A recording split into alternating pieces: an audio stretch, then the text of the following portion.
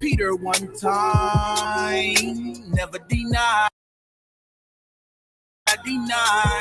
Tempted to catch amnesia sometimes, never deny. Even when my faith will come a cry, I never deny. When I confess, I put my neck on the line. I never deny. I told you I would never fold, even in the cold. I never lose my hope back against the ropes. The sun's flower from the concrete is where I rose. It's just perspective, ain't no location for highs and lows. I can't believe the lie no more, the truth is in my soul. Holy Spirit, hold my pen, I'm writing with a ghost. The war is on, my hands are up, I'm fighting on 10 toes. I ain't come this far, fight this hard to make myself known. And I can't switch sides no more, the focus in the road, yo. And I'm trying to eat, yo. My plate garnished with goals. I keep my faith day out and keep subscribing to the code. Through grace, I'm hanging in there like a closet full of clothes. It's nothing you can promise me to leave that light alone. It's honesty over me trying to be like these clones. I can't turn my faculties over for their control. Them are those who want us dead, they're either on parole. Never know what rejection is until you've been opposed. Won't understand God's reflection till they fill you with holes. I share my views and get accused of me trying to impose. They push their views through schools and news shows. Persecute the youth for drug use and then powder their nose. Lies and fabricated truths, but how will we know? Unless the Father left us clues inside a book of quotes to show the greatest of all time is a lamb and not a goat. Whoa. One thing I learned from Peter one time, never deny. Tempted to catch amnesia sometimes, never deny. Even when my faith will come a cry, I never deny. When I confess, I put my neck on the line. I never deny. I'ma do this right, this is sacrifice. They can miss me with the fame, miss me with the hype. You want me to play a game with the things I write, but I was never into playing games with my life. They say there's money on the line and I'm holding the dice, but I have no price, my soul to God, my body cold as ice. Now some might play dumb for 20,000 likes, yeah, but what everybody like won't help me sleep at night. No, am I called or am I not called to be salt and light? Yeah, did I use God to get me to the table? Now I'm like, I can't reach a broader audience by saying Christ, so I'm supposed to start avoiding him all day and night, huh? Do I have the Holy Spirit or a poltergeist? Yeah, I slimmed down, not from New Orleans, I'm still a soldier, right? Yeah, this is spiritual warfare that I'm supposed to fight. In Jehovah's sight, all my sinners are oversight. Yeah, my feet planted on a rock like soda and ice. When the money low, I'm still on go, his grace will suffice.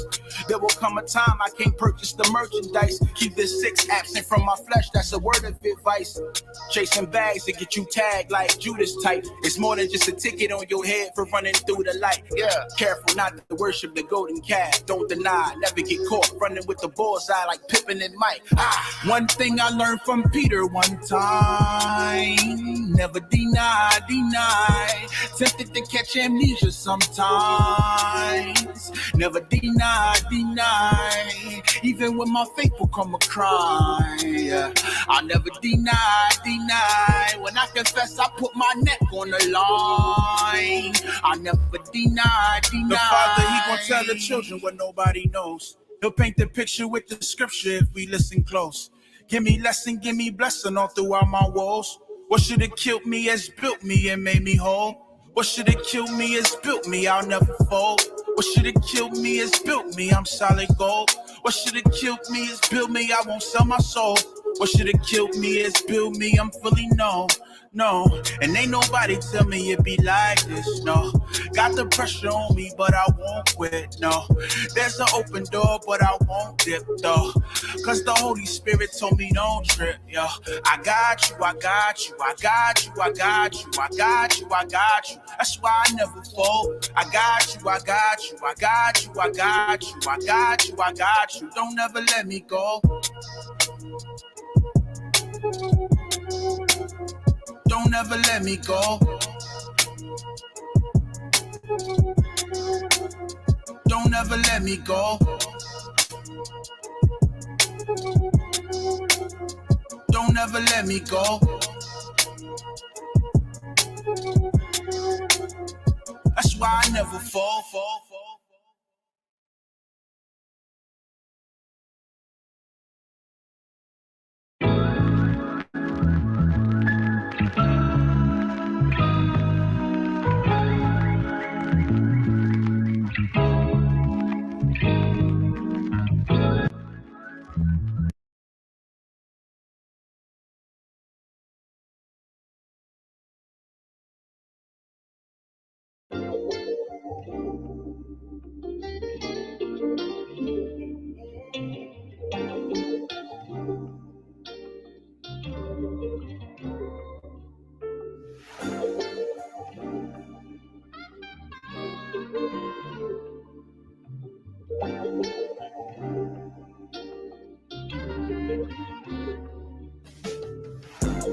enduring through the pain. This is not a game, let the chariot swing. I tell you, it's been a long one. Yeah, it's been a long one. It's been a long time through the storm and the rain, but we still gotta sing. Let the cherubim blaze, man. It's been a long one. Yeah, it's been a long one. It's been a long time. Have you ever been on the bottom where we sitting down low and we're running out of water? Another brother shot dead by the cops, we getting slaughtered. Another daughter caught up in the streets, she sold herself for $1. Mama crying in the house, hard times without the father. Even though we face the pain, we still act like we ain't bothered. From the land gone away, to serving nations with a yoke. Tribulations in this nation, this oppression got us choked. Looking for a way out, we take a shot, we take a toke of the pollution of this world. Our minds caught up on the road, in the trap of the snare. We taught ourselves how to survive against the wiles of the devil, but we still meet our demise. Black on black, brown on brown, black on brown, this our lives. They taught us to kill each other, then we found out it was lies. White Jesus in our minds, our own people we despise. We never knew that we were princes of the earth, we lived in pride. Enduring through the pain, this is not a game, let the chariot swing. I tell you, it's been a long one. Yeah, it's been a long one. It's been a long time through the storm and the rain, but we still gotta sing. Let the cherubim blaze, man. It's been a long one. Yeah, it's been a long one. It's been a long time. It's been a long time under subjection. We had to learn the hard way, and we learning our lessons. We got to understand it and the reasons why we on the bottom in the eagle soared in the sky. In our spirit, we always knew that we were once great. We disobeyed the Father, cast down from the first estate. We ain't want to serve the Lord, we want to serve mammon. Shot to the ends of the earth out Yahweh's cannon. We died by the sword, lynched on them trees, serving these heathen nations that got us on our knees, so that we plead back to the Father for the path to the kingdom. On Lord, let us appease thy wrath. For our sins, Yahweh shy, yeah, he had to pay. Psalms 51, all but cleanse us of our ways. All glory to the Father, yeah, he the potter. Refine us with the fire, Lord, wash us with that water. Enduring through the pain, this is not a game, let the chariot swing. I tell you, it's been a long one. Yeah, it's been a long one. It's been a long time through the storm and the rain, but we still gotta sing. Let the cherubim blaze, man. It's been a long one. Yeah, it's been a long one. It's been a long time.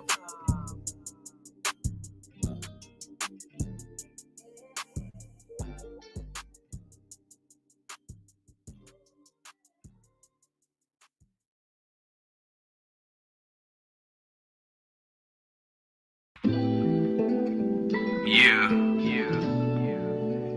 And we all need some water in that wine, man. MJ. We all know that water's that word that cleanses us, man. And that wine that maketh glad the heart of man, and the oil to make his face to shine. Yeah. Open up your eyes and see. The truth is that in these times we still ain't free. Scoffers and scorners, they don't bother me, cause we know that you ain't got the light if you ain't speaking prophecies. Water and wine is the remedy. Drink it in moderation, we don't need the Hennessy. The commandments of the Most High is what Father means. You ain't got that light if you ain't speaking prophecies. The testimony of the Lord is sure, making wise the simple. On the corners with this truth, we make the oceans ripple. I'm caught up in a meditation, the beginning of Genesis all the way to Revelation. Yeah, that's the revealing of prophecies. Come get a dose of this truth. The stealing of our identity in the scripts is the proof. Precepts we gon' shoot, they ducking down in the battle. Warfare in this field until we make the serpent rattle. Yeah, we tryna wake up the lost sheep from walking in the slaughter, and let them know that we the clay, Yahweh's the potter, and we the chosen to be above the nations of the earth. Jeremiah 1:5, we've been known ever since the birth, but our people still in sorrow. Tell me where's the mirth? Gotta be a light to our people, put fringes on your shirts. We almost going home, can't you see we're running out of time? Rejuvenate the spirit, drink some water with some wine. Open up your eyes and see. The truth is that in these times we still ain't free. Scoffers and scorners, they don't bother me, cause we know that you ain't got the light if you ain't speaking prophecies. Water and wine is the remedy. Drink it in moderation, we don't need the Hennessy. The commandments of the Most High is what Father means. You ain't got that light if you ain't speaking prophecies. Water's what I need, wisdom's what I breathe. We were wasted upon them seas, hung upon them trees. Take a moment to take this life, learn from the trials and tribulations. Don't give up, keep running these miles. Everywhere we've been in this earth, always been the same. Captivity after captivity, locked in these chains. Rebellious ways made us rags. Royalty of the past, we lost it because we erred from that path. These heathen nations looking at us now like we're filthy. Our possessors slay us on the daily, they ain't guilty. All praises to the Most High for giving us His mercy. Even though we strayed away and we don't even feel worthy. Invested into the kingdom, we gotta put our stocks in. Keeping these laws in favor to the end, ain't no stopping. Abounding the work of the Lord, gotta stay clocked in. The water is the word and the wine is sound doctrine. Open up your eyes and see. The truth is that in these times we still ain't free. Scoffers and scorners, they don't bother me, cause we know that you ain't got the light if you ain't speaking prophecies. Water and wine is the remedy. Drink it in moderation, we don't need the Hennessy. The commandments of the Most High is what Father means. You ain't got that light if you ain't speaking prophecies. MJ.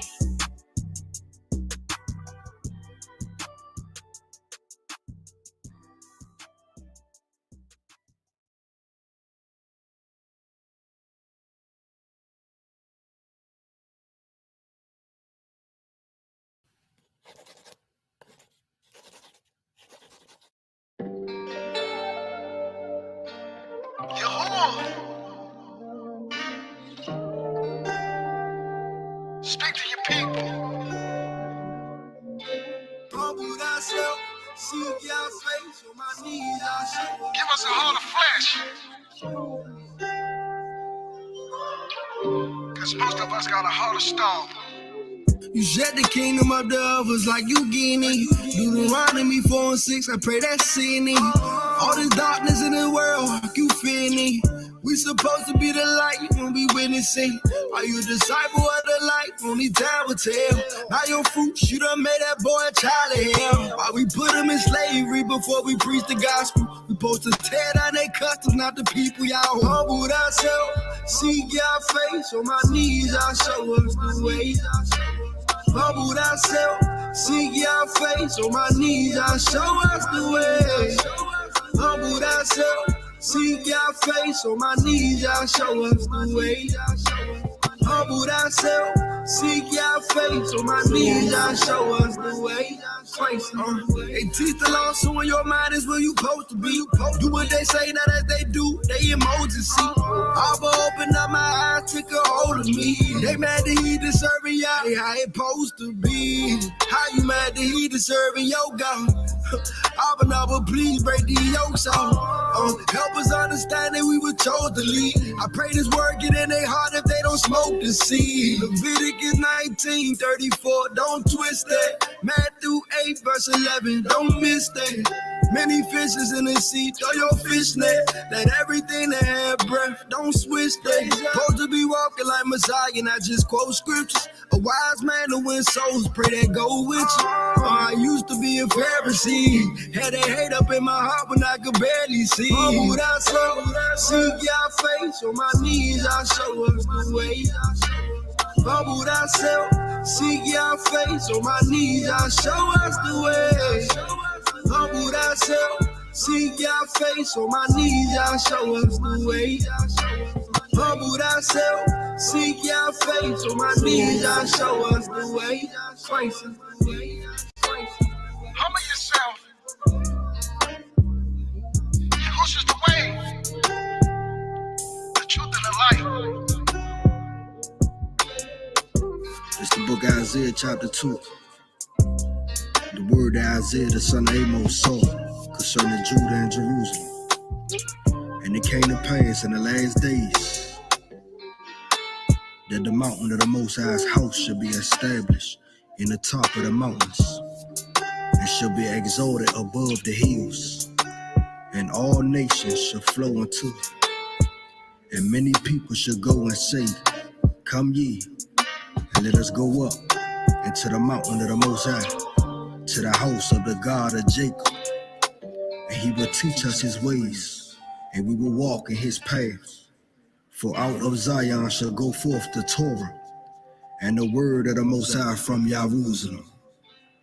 Eyes to the east.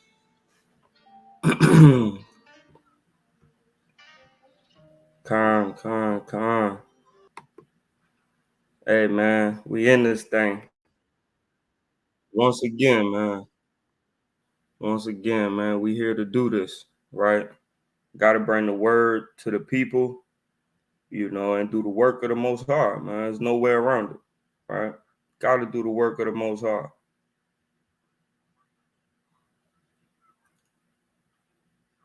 All right. So first and foremost, go ahead, King. That's right. Shalom, peace and blessing to the 12 tribes out there, man. Peace and blessing to all the beautiful family. We in this thing, man. Call me a Shalom. Still going strong.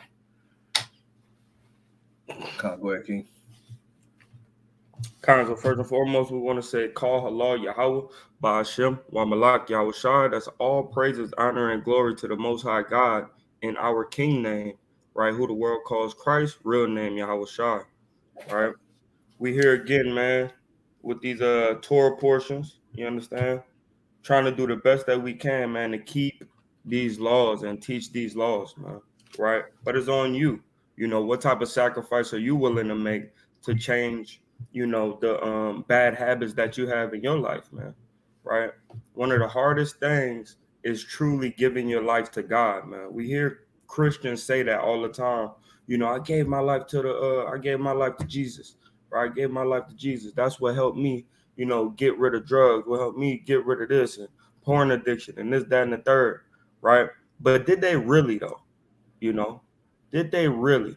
Because when you change from being what's normalized to being what's abnormal, there's a lot of trials, tribulation, turmoil, people dropping out of your life, people coming in and out of your life, right? Usury, man, right? You have some people that commit usury on you because your heart is so pure with the Most High, man. You turn into a sheep again, man, right? We've been having to be wolves and lions, right? And tigers and bears, oh my, man. But now, right, we actually become the sheep again when we learn and teach these laws of the Most High God. God, that's right. You want to stay in the spirit, man. You want to always have that subtle mind and be content with that subtle mind, man. You don't want to be ravenous wolves out there, like the brother Cap just said, man. Lions, tigers, and bears, always gnashing your teeth and going around just mad and angry at the world all the time, because those that are mostly not those that are mad at the world, they have no type of understanding. They don't have no type of control over their mind without wisdom, man. Right. And now that you said that, I just want to give a quick precept on that one real fast. After that, I need you to give me one too for a quick opening precept. This is the book of Romans, chapter 12 and verse number 2. And be not conformed to this world. Right. What does it mean to be conformed? Let's get that. Right. Conformed means, right, to conform oneself, one's mind and character. You don't want to get out of character. You want to stay in the character of the Spirit, man. You want to stay in the spirit of Christ and the disciples, man. You don't want to be in the character of all of these people out here who don't have no type of guidance, man, right? One's mind and character to another's pattern. You don't want to conform yourself to the ways of the world, the ways of the heathens, the ways of those that are cast away into darkness, man. You want to stay on the righteous path of the Most High and not sway to the left or to the right, man, right? Going on, right? So be not conformed to this world, but be ye transformed by the renewing of your mind. So you got to take the mind that we constantly are always growing up with, right? Even to this day, man, even these generations today are growing up in the ways of the world and are conformed and molded into that type of thinking. But you got to renew your mind that ye may prove what is that good and acceptable and perfect will of Yahweh, man. Right. So you don't want to be ravening wolves, lions, tigers, bears, gnashing of teeth. You want to stay in the spirit and have a control of your mind, body, and your soul in these last days. Because you went on that topic, right quick before we get into it, right? I got a second precept, right? So let's go to 1 Corinthians chapter 2 and verse number 17. I believe I want 14. God. It's the book of 1 Corinthians chapter 2 and verse number 14. But the natural man receiveth not the things of the spirit of Yahweh. So that's why we going into, you know, the law, because a natural man, he not gonna receive the spirit of the law. He not gonna feel the law, right? The law is like contrary to everything that a natural man does in his life. Because nature, you know, nature, when you see two dogs, right, they either fighting, getting busy, right, or they just, you know, one of them is more dominant than the other one. That's natural for dogs, right? Same thing with human beings, right? We have a natural way that humans are, right? And the natural man, the carnal man, right, he's not going to take heed to the things that are spiritual. And the thing that is spiritual is the law. So all the people that come on this live, right, they dealing with the spiritual things, right? Go ahead. That's right. That's right. But the natural man receiveth not the things of the spirit of Yahweh, for they are foolishness unto him. They don't make no damn sense, right? But to a spiritual man, it makes all the sense in the world, man, to not sleep with your brother's wife, man. It makes all the sense in the world, right, to not shave your beard, man, and look like a woman and be mistaken as a lady, right? It makes no sense, man, right? To hate your brother in your heart, man, to a man that's spiritual, right? But to a man that's carnal, soul under sin, right? All things are good in his sight, right? That's right. That's right. Keep going. For they are foolishness unto him, neither can he know them, because they are spiritually discerned. Because those matters, those things are spiritually discerned, man. Right? So that's beautiful. I wanted to go into that right quick since you went in on the spirit, right? And now Sirach, right? Chapter 43 and verse number 30. Right, because every time we come to serve the Lord, man, we need to do something, man. There's things that we need to cut off and other things that we need to put into our life and implement into our life, man. And really, it's discipline, man. It said the scriptures tell you, man, a disciplined man, right, or somewhere along the line is well learned, right? So once you establish discipline, right, to study, right, you end up getting more knowledge, man. Right? You said verse 30, correct? 30, yep. God, this is Sirach, chapter 43 and verse number 30. When you glorify Yahweh, exalt him as much as you can, for even yet will he far exceed. And when you exalt him, put forth all your strength and be not weary. For you can never go far enough. So like we about to go into, man, the law, you know, the prophets and the right, actually we about to go into the kings, right? But the kings, they got some scriptures in the kings that's prophets as well. So we'll just call it the Tanakh, right? We're gonna go through the Torah, the Tanakh, and the gospel, man. Right. And these things, man, for a man that's spiritual, right, and for a man that really want to serve the Most High, they will stay through all of this that we about to go through, from the law to the spiritual law and to the back to the spiritual law, right, which is prophets and the gospel, man. It's spiritual. All that is spiritual, but it's still law, right? That's right. Bring it up. All right, we good. So unless you got something else, King, we in 25, Exodus 25. Let me get there.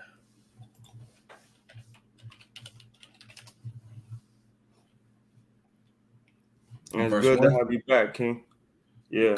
All praise to the Most High. Call Allah Yahbashim outside. Call Allah Yahbashim outside. Yeah, verse 1. It's the book of Exodus, chapter 25, and verse number 1. And Yahweh spake unto Moses, saying, Speak unto the children of Yasharallah, and that they bring me an offering. Of every man that giveth it willingly with his heart, ye shall take my offering. And this is the offering which ye shall take of them: gold, and silver and brass. And it's cold because he said you should do this willingly, man. You got some people, man, they do the work of the Lord unwillingly, man. They feel like they have to, right? Or they'll be looked at as a nigger or a niggard, you know what I mean, or a greedy person or a selfish person, right? If they don't go to camp, if they don't read, right? And the brother asked him, "Hey, you read the Torah portion this week?" Yeah. No, I didn't. Right? They don't want to have to say that, right? So that's why they read it. No, you want to do this thing with a good and cheerful heart, man. The Most High said, because you did not serve me with gladness and joy and cheerfully, right? I'm gonna send you to serve your enemies, man. And the more that we serve the Lord, like with contention in our heart, or that we don't really want to do it, the longer we're gonna be under these modern day Egyptians, man. God. I got something on that. I want to expound on that, right? So the Most High told Moses, man, bring an offering that you're willingly gonna give with your mind, right? Yeah. Nobody's telling you to do something, this and that, this that. You gotta offer it willingly with the sound mind, man, with the sound heart, right? And this offering shall be of what? That we shall take of them, meaning the things that are going to be received and taken is something that is acceptable to the Most High, right? It starts off with this: look, gold, silver, and brass, right? And what's that gold? You praying, you fasting, you studying, you going to camp every day, you checking in on the brothers, you doing the most fine and valuable works in this ministry of the Most High, man, right? And that silver is what? Whether it's you just reading for the day, praying, you kind of trying to fast, you trying your hand in this thing, man. It's not as valuable as gold is, but hey, you giving it your best shot, right? That's even that brass is the same thing, man. Whether you read one chapter a day and don't do nothing else, whether you trying to put your hand to the plow to the best of your abilities, hey, man, that brother's trying, that sister's trying, right? It's still an offering. You're still putting to your mind to do something for the Most High other than yourself, and you not being conformed to this world, like we just read in Romans 12. See that? And that brass is heavy, right? And when you mold it, right, it's really strong. Silver is kind of a softer metal, right? Gold is kind of a real softer metal, right? But brass still keep you anchored, man. Brass is heavy, right? So that means you anchored in this thing, right? And you just trying to see how to become silver and how to become gold, man. But you in, you know what I mean? That's right. And you made that sacrifice. It might not have been the best that you could be, but you are in this thing. You are brass right now, working your way up to silver, man. Beautiful explanation or expounding on that. I just seen that through the spirit, man. All praises. Right. Reading on, right? Gold, silver, brass, and blue, and purple, and scarlet, and fine linen, and goat's hair, right? And ram skins dyed red, and badger skins, and shittim wood. And this is the reason why he's calling for all these things, because it's about to be time to build the temple, man. It's time to build our tabernacle, man. Right? So we need all these things in abundance. He's like, hey, man, everybody come through, right, willingly and put in on the building of the temple, man. Right? We got different feast days and holy days coming up, man. All congregations and all peoples of the children of Israel should be putting in to build this tabernacle, man, to have a beautiful feast, right? That's coming up, Nicanor, Purim, right? 2 days of Purim, right? Then we got Passover right around the corner and the new moon coming up. You understand what I'm saying? All these things, right? People should be putting in that silver, putting in that gold, that linen, that blue, the scarlet, all these different things. So that way we able to build our temple and tabernacle up as well. That's right. Verse 6. Oil for the light, spices for anointing oil, and for sweet incense. Right. Onyx stones and one thing I want to expound on that real quick, right? Oil for the light, right? And what's that light that we bring it out, man? Right? That's that wisdom. That's that knowledge, that understanding. That's being a guidance to either you and your household, or if you in this world alone, hey, it's a guidance for you, right? You need to constantly put oil on that lampstand or your flame's gonna go out, man. Right? You need to know what the Most High has ordained you to do, so that way you can walk in that light, man. We all cast away. We've been in darkness, lost in a cave, and you're gonna damn sure think about how you should have carried that oil when you're traveling through darkness, man, up in this world. Khan, you might go check that out up in Matthew chapter 10. Khan. I think that's what it is, or it's 25 and 10. The virgins with the lamp. Yeah. I believe it's 25 and 10. Oh, there we go. Yeah. Matthew 25 and 1. Then shall the kingdom of heaven be likened unto 10 virgins, which took their lamps and went forth to meet the bridegroom. Mm-hmm. And the thing is, us as Israelites, we mobbing, right? Now I'm pretty sure brothers and sisters know that vernacular, right? We mobbing unto the bridegroom, man. We trying to go into the end of this thing, man, and see where the bridegroom at. We trying to find the bridegroom, man. We mobbing, right? Go ahead, King. God. Reading on. Verse 2. And 5 of them were wise, and 5 were foolish. So like the brother was going into, right? You got that oil, man. That oil is wisdom. But if you dry it out and you ain't got no oil, man, you foolish, man. Mm-hmm. Right. So the brother was just going into that, man. That's right. Read on. They that were foolish took their lamps and took no oil with them. And that was just simple. That was simple-minded, stupid and slow, man. Right? You know, we mobbing, man. That means we going somewhere pretty dang far. You feel what I'm saying? 5 miles or more, right? And you mobbing, man. You can't see that far once the light go down, man. Right? You only took enough oil in your lamp to make it out the door. You feel what I'm saying? But what about the whole route that we got to travel, man? Right? What you gonna try to like stand right behind me so you can see? Nah, man. You gotta have your oil, right? That's right. That's right. But the wise took oil in their vessels with their lamps. So they had their lamp and they had vessels of oil, right? That means you prepared, man. You being prudent, right? You thinking of things that could come in the future, man. Like brothers that's getting camo packs and MREs and getting bullets, right? And arrows and crossbows. These people are being prudent, right? Just in case we might have to use those things, being pilgrims on the earth again, right? Abundance of water, keeping 5-gallon jugs full, right? All these different things, that's part of the oil in the vessel, right? So that way you can pour it back into your lamp. Con.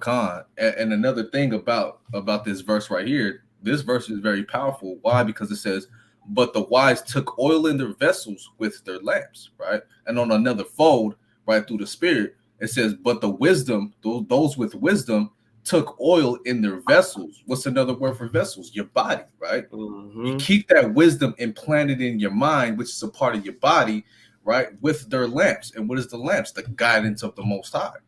That's See right. that? Let me get a precept on that real quick. That's right. Beautiful, man. And that's a big deal, man. So you got to keep that oil up in your vessel, man, up in your body, man. Because when you run low on oil, right, that's when you fall and you stumble, man. Because a stumbling block get put in front of you and you can't see it, man. Right? That's right. Because your light is dim. God. Let me start off. I start off at 27, right? This is the book of 2 Samuel, chapter 22 and verse 27. With the pure thou wilt show thyself pure, and with the froward thou wilt show thyself unsavory. And the afflicted people thou wilt save, but thine eyes are upon the haughty, that thou mayest bring them down. Right? So if you afflicted, that means what? A wise man understands oppression. What's that roughly paraphrasing, right? A wise man, help me out, King. A wise man is mad at oppression maketh a wise man mad. Mm-hmm. Right?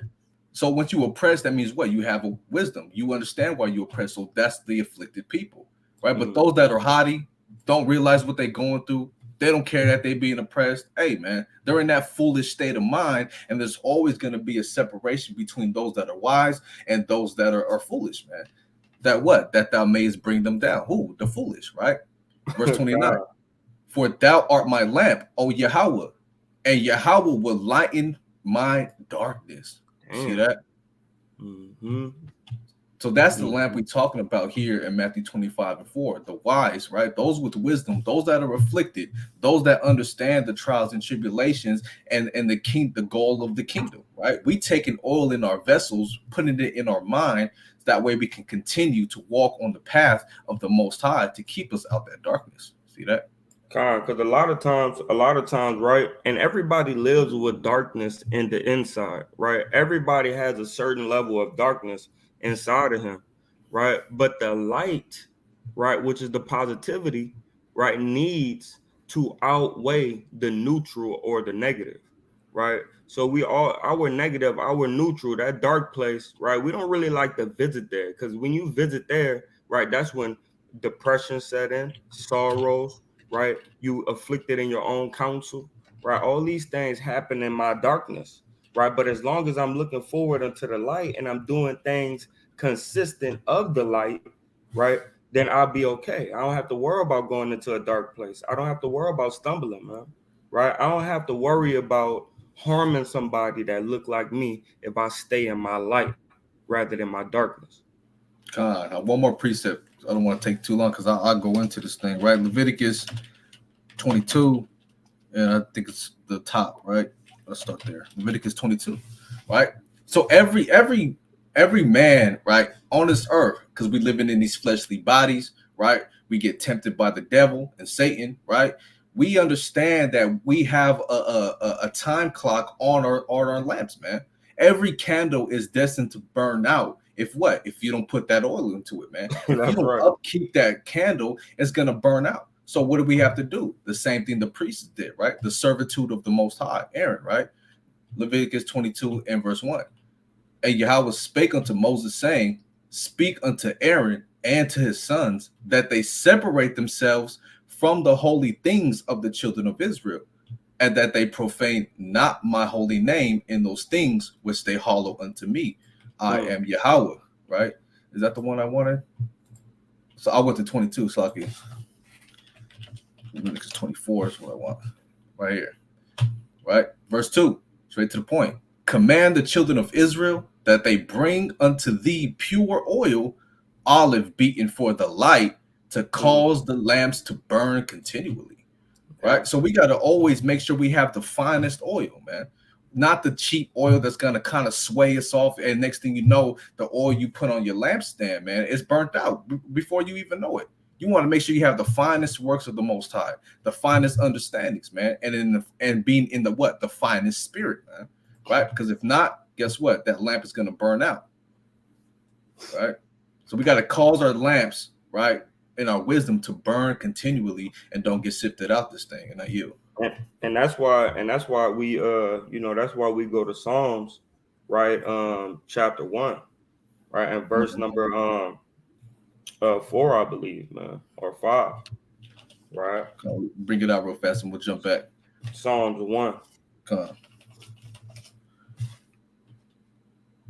Psalms chapter 1 and verse number 2. Yeah, 2. Mm-hmm. This whole thing's fire, man. Mm-hmm. But his delight is in the law of Yahweh, and in his law doth he meditate day and night. And that's what keep that light lit, man, and not flickering, man. Meditating in the laws of the Most High God, because that's our lamp.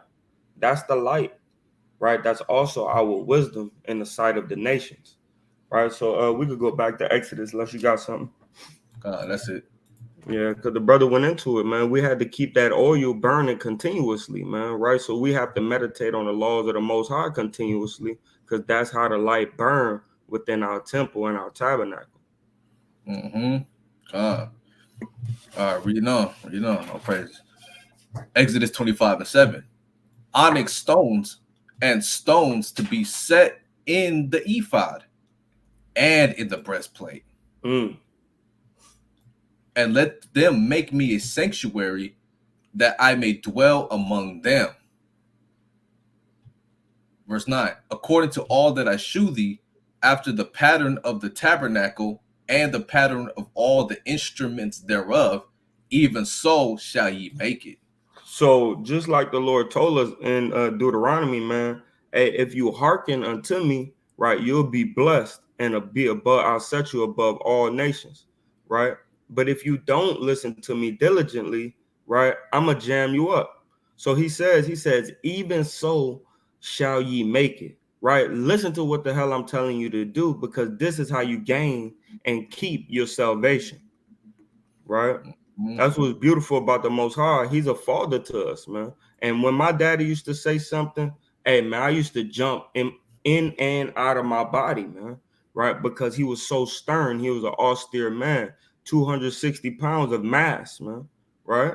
So, hey, look, man, how much more our Father and Creator in heaven, man? That's right. That's right. Even so shall ye make it. Do it just like I said. Fuck that. Hey, fathers know best, man. You know, if they in their right spirit, if they in the right spirit, man. Because the wicked fathers don't know what they talk about. You know what I'm talking about, Jake? God. I read on Exodus 25 and verse 10. And they shall make an ark of shittim wood, right?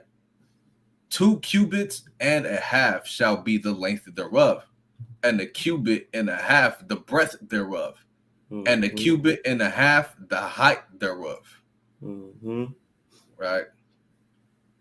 Verse and 11. What's the measurement of a cubit? A cubit is about the elbow to the hand. Yep, 18 inches. Yep. Exodus 25 and 11. And thou shalt overlay it with pure gold. Within and without shalt thou overlay it, and shall make upon it a crown of gold round about. Let's get that. We gotta get that again. And it's cold because when you think about that too, it's like your works, right, are gonna be shown at the end of this thing, right? And once you could cover yourself with wood, right, that'll burn up with that fire, or you could cover yourself with gold, right? And when we cover ourselves with gold, we become pure gold, right? Let me pull this up. Is that big enough? Yeah, Con. It's like, yeah. Let me see. Bam, right there. Ooh, damn. Man, oh man, oh man. Look at that thing. Laden with gold, man. All praises.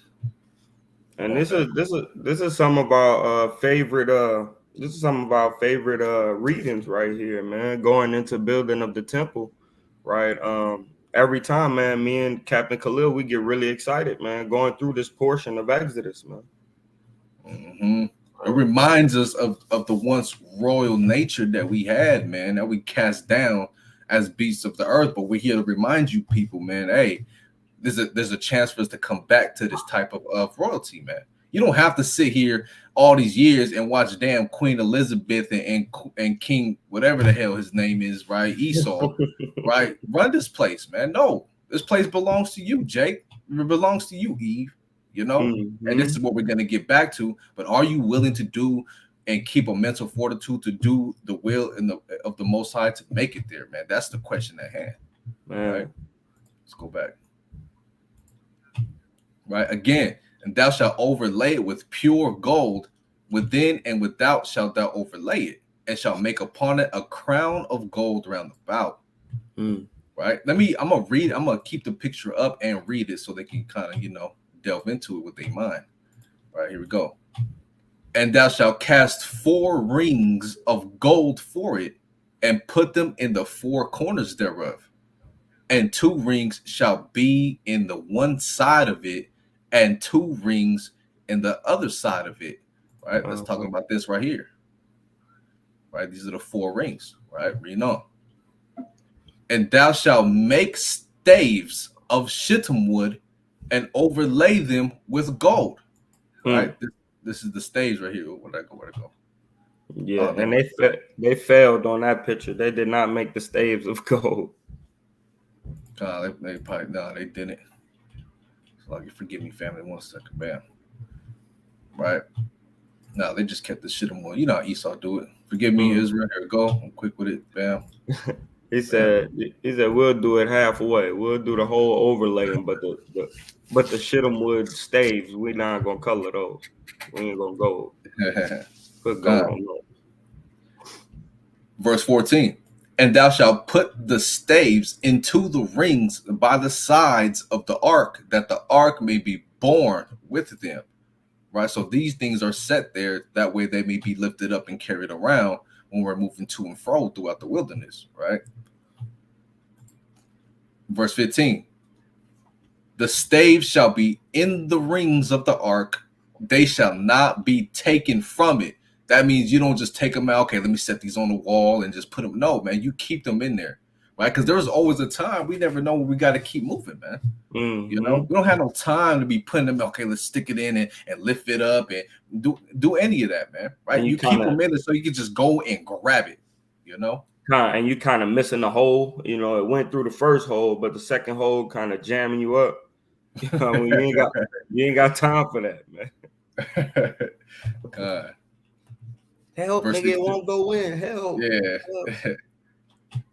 And thou shalt put into the ark the testimony which I shall give thee. And thou shalt make a mercy seat of pure gold. 2 cubits and a half shall be the length thereof, and 1.5 cubits the breadth thereof. Right? This is the mercy seat right here. Right on top. Right? Reading on. So let me put this tab right here closer. Okay, come on. Reading on. And thou shalt make 2 cherubims of gold. Of beaten work shalt thou make them, and the 2 ends of the mercy seat. Right? And what does it mean of beaten work? That means you have precise, concise, afflicted sculpturing that you're really getting down into the details of it, man. Yeah, that's right. Right? That's what it means, beaten work. Nah, I'm just gonna beat this gold. No, man, you're really getting precise and concise with making this piece to this ark, man. It's just like on that thing. It's just like when people when women say, yeah, your makeup is beat, right? They kind of say you done beat your face. You feel what I'm saying? It's the same way, being precise, right, and persistent in the work that you're doing. That's right. Handling it with delicacy and care, man. You know, read on. And make 1 cherub on the one end, and the other cherub on the other end. Even of the mercy seat shall ye make the cherubims on the 2 ends thereof. And the cherubims shall stretch forth their wings on high, covering the mercy seat with their wings, and their faces shall look one to another. Toward the mercy seat shall the faces of the cherubims be. All right, read on.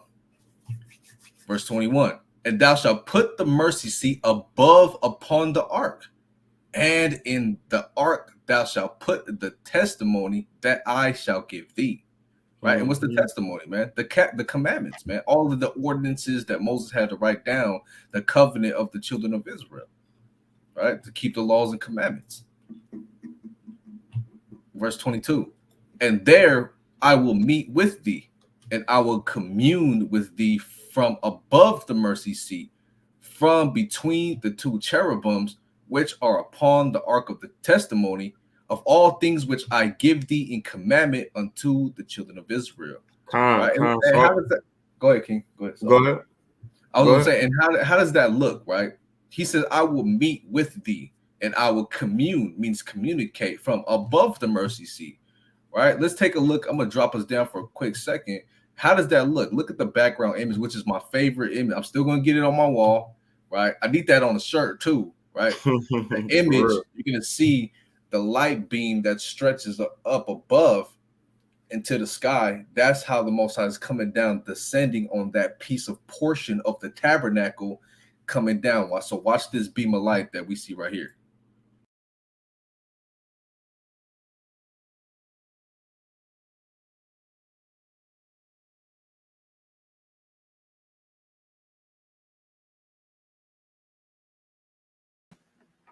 Right, so that beam of light stretching down on that portion of the tabernacle building, inside of that same spot is where the mercy seat, or this Ark of the Covenant, is located, right? And the two in the middle of the two cherubims, right? So the Most High, he told us, like, just like our Father prayer, right? The Abba Nawa Yahweh, right? The Our Father prayer, right, says what? Let all things be on earth as it is in heaven, right? So let's check it out, what's happening in heaven, right, on the throne or around the mercy seat of heaven, right? Go to Revelation chapter 4 and verse 8.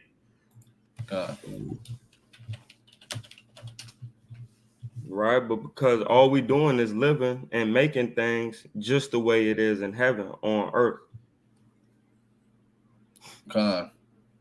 Revelation 4 and 8. This is Revelation chapter 4, verse number 8. And the four beasts had each of them 6 wings about him, and they were full of eyes within.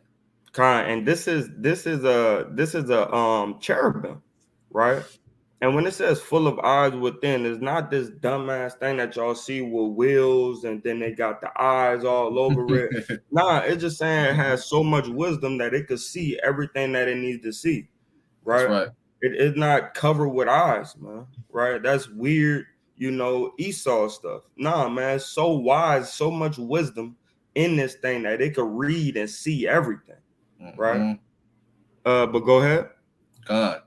And they rest not day and night, saying, Holy, holy, holy, Kodash, Kodash, Kodash, Adonai Yahweh Almighty, right? Which was and is to come.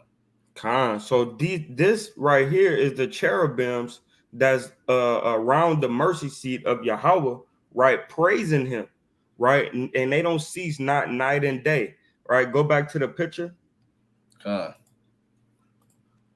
These cherubims never move. They stay in the same spot, right? And they praising the Most High too, right? Saying holy, holy, holy, man. That's why everything that we do around this altar, right? Or this what this is, Ark of the Covenant, right? It has to be done perfect because we're saying holy, holy, holy as Levites, right? And we praising the Most High. All right. That's right. Revelation 4:9. And when those beasts give glory and honor and thanks to him that sat on the throne, who liveth forever and ever, the 24 elders fall down before him that sat on the throne and worship him that liveth forever and ever. And cast their crowns before the throne. Man, right? And all their rulership is based off of who's sitting on the throne, man. Right? So all their rulership they cast right down in front of the throne, man, because that's who we govern by. That's the same way as the elders. They're governed by Yahweh, right? By Hashem Yahweh Shah. Shalom. Shalom, sis. Come on, all praises. All right. Let's go back. Come. All right. Going back. It's lucky. All right. Reading on. The table of showbread. Let's get that. Let me pull that up real quick. Yeah, come. And we'll be back at verse 23. Right. So Exodus 25 and 23. Let me get an accurate image real quick. Salakia. Yes, sir. I'll pull up the same one we had before. Bam. Yeah, All right. Share it. Baba Kusha. All right, let's go. Can I zoom in? Oh, I don't want to do all that. I don't want to do too much. Nah, that's good like that. So the table of showbread, right? So lucky. Right, that's good. All right, reading on. Right. Exodus 25 and 23. Thou shalt also make a table of shittim wood. 2 cubits shall be the length thereof, and a cubit the breadth thereof, and a cubit and a half the height thereof. And thou shalt overlay it with pure gold, and make thereto a crown of gold round about.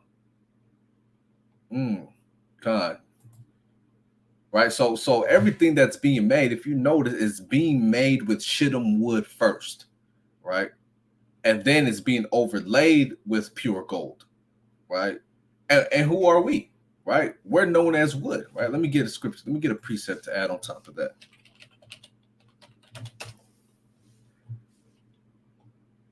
Let me see if I can find one in a timely manner.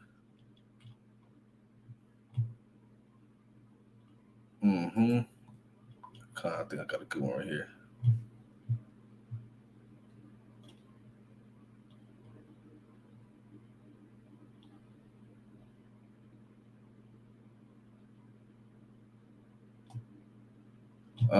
That's not what I want. Bear with me, y'all.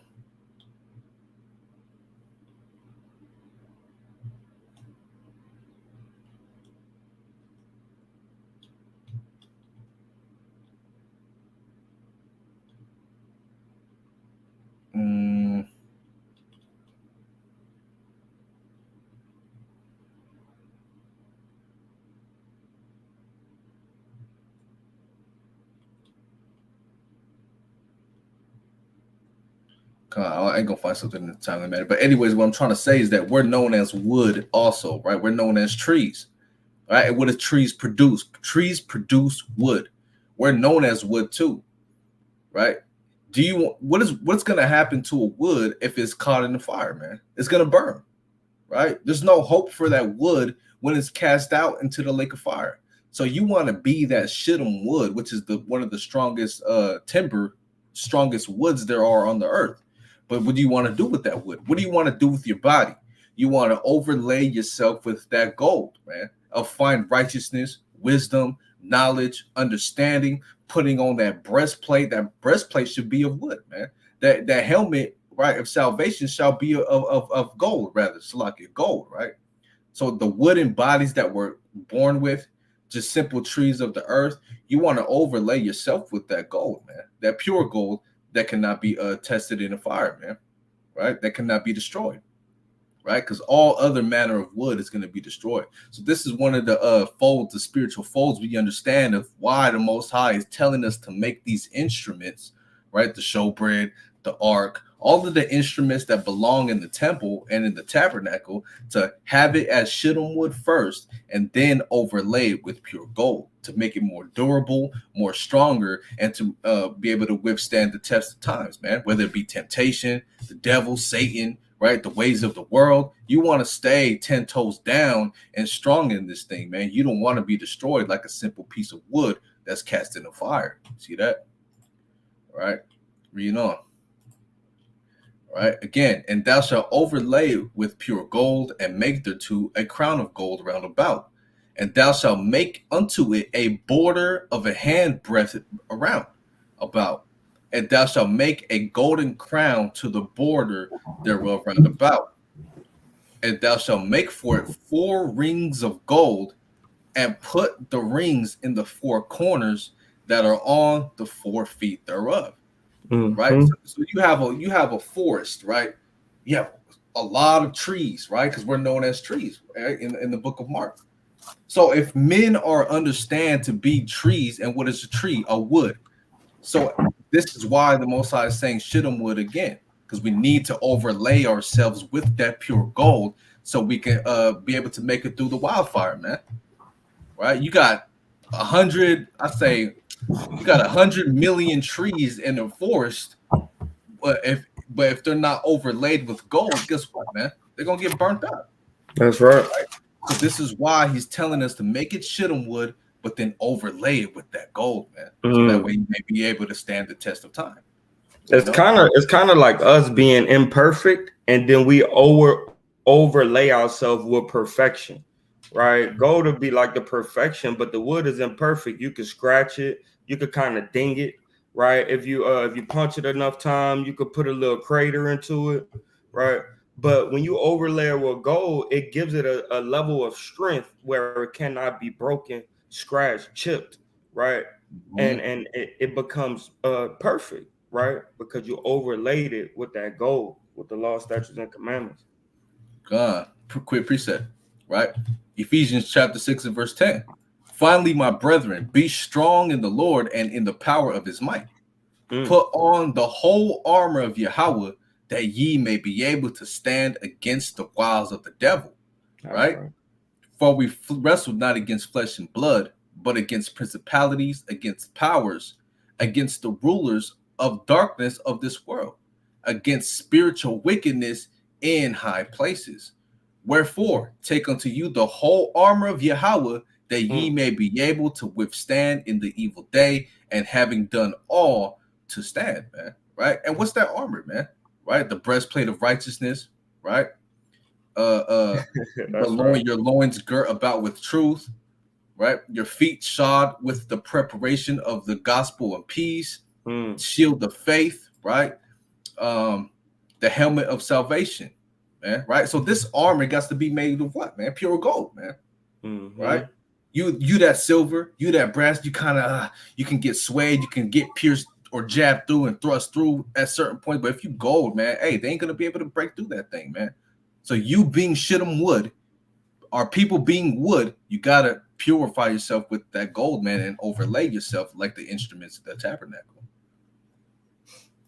Man, real talk, man, real talk.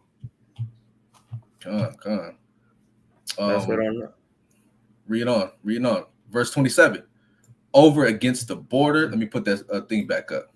Right. Salakia. Right. So this is what we're explaining right here. Read on. Over against the border shall the rings be for places of the staves to bear the table. Right. And thou shalt make the staves of shittim wood and overlay them with gold, that the table may be borne with them. Because, hey, pure gold, man, that thing's heavy, man. You try to put a piece of wood in there and lift up a damn something that's heavy, man, it's gonna snap on you, man. Right? It's gonna snap. So you got to make it pure gold. And you got to understand how much gold we using, right? So we had to be like very wealthy, man, coming out of Egypt, man. They gave us all types of stuff, man. Linen, gold, purple, blue, right? All types of stuff, silver. They gave us a whole lot of stuff because the amount of terrorism that the Lord put on Egypt, man. Right? So we had all this gold, man. The Lord made us use it for something. Y'all need to use this for something, right? That's right. Read on. And thou shalt make the dishes thereof, and the spoons thereof, and covers thereof, and bowls thereof, to cover withal, of pure gold shalt thou make them. Right? Even the plates, man. Even the forks, man. Even the damn toothpicks, man. Shittim wood toothpick, man. He put some gold on that too, man. Meaning what? There's nothing in here. It was once just a simple piece of wood, but now that you overlay it with the instructions of the Most High, now it's going to be able to withstand, man. See that? And the sanctified. Right? That's and right. It's dedicated. Verse 30. And thou shalt set upon the table showbread before me always. All right, let's get it's like, and showbread goes into the body, right? So we're the body of Christ, right? And Christ sacrificed his body for us, right? He tells us, hey, man, and in the scripture, it tells us, and the bread that is set before me day and night shall not have any leaven, right? So we need to be that bread and watch for the leaven that's within us as well, right? That way we can always set forth that perfect, right, sacrifice unto the Most High, right, which is our body that we sacrifice unto Him, right, negating our own fleshly desires for our spiritual desires, right? That's why He said, if you do the will of the Father, I'll give you your heart's desire, because your heart desire is to follow me, is to walk in my ways. So there's no problem with me giving you that, right? I give. Calm. I'm just grabbing this image of this menorah real quick. Get a great Menorah next. one. Yeah. Get a good one. A lot of these 8-piece ones, man, and that's not it. Yeah, the nine sticks. Yeah, too much, man. Too much. Too many Nihas. Yeah, man. So the going in of the temple, man, is really a beautiful topic, man, because we know, through the Spirit that we are the temple. So each vessel, each altar, each fragrance, right, or spice, it all had its own purpose, right? The apothecary, right? The hyssop, right? The altar of incense, the incense for the altar of incense, right? Then you have the altar of sweet sacrifice, right?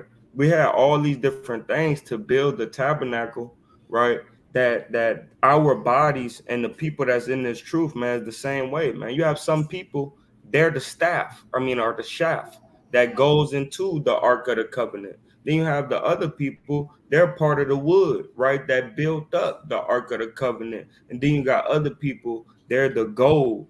And then you got another set of Israelites, they're the crown, right, of the Ark of the Covenant, right? So everybody has their purpose in the building of the temple, right? Which everybody have their purpose in spiritual gifts, right? In the building of the temple, man, to make us be that tabernacle once again, right? That's why the Lord tells us what? Measure ye the temple, right? In Revelation, man. And He's measuring us, man. Do we have the showbread? Right? How many pieces of bread on there? Because usually it's supposed to be 7, on each stack, which makes 14. Why is there only 5 pieces of bread? Go get that other piece of bread, man. And that's another brother or sister coming into the truth to fulfill their spiritual gifts to make this temple whole again. Right now we're missing vessels, right? We're missing things, and we here to start putting them together, man. I cannot find one, man. I'll show you what I'm dealing with. Look. Oh, just go to the tabernacle. Or go to Solomon's temple or something like that. And it'll I think this one's good. Yeah, cool. Yeah. Yeah, see that one with the man on it. This one? Yeah. Kind of blurry, but if you want that one. No, it's cool. Whatever one you want to find, man. You the perfectionist at this, man. I'm just here to help. Oh yeah, this one right here. Look at this. Click that. And this is another beautiful situation, right? Because dealing with this menorah, man, we're gonna go ahead and go into Zechariah as well, right? Just to let it be known, it's the same way as in the temple. Ooh, that one's cool right there. I like that. Yeah, I'm gonna use this one. All right, so yeah, Con. Read on. Is that a good one? That's good? Yeah, it's pretty dope. That's pretty dope. I mean, it's kind of far away for people on the phone, maybe, but it looks good to me. Does it have the knobs? No, it don't have the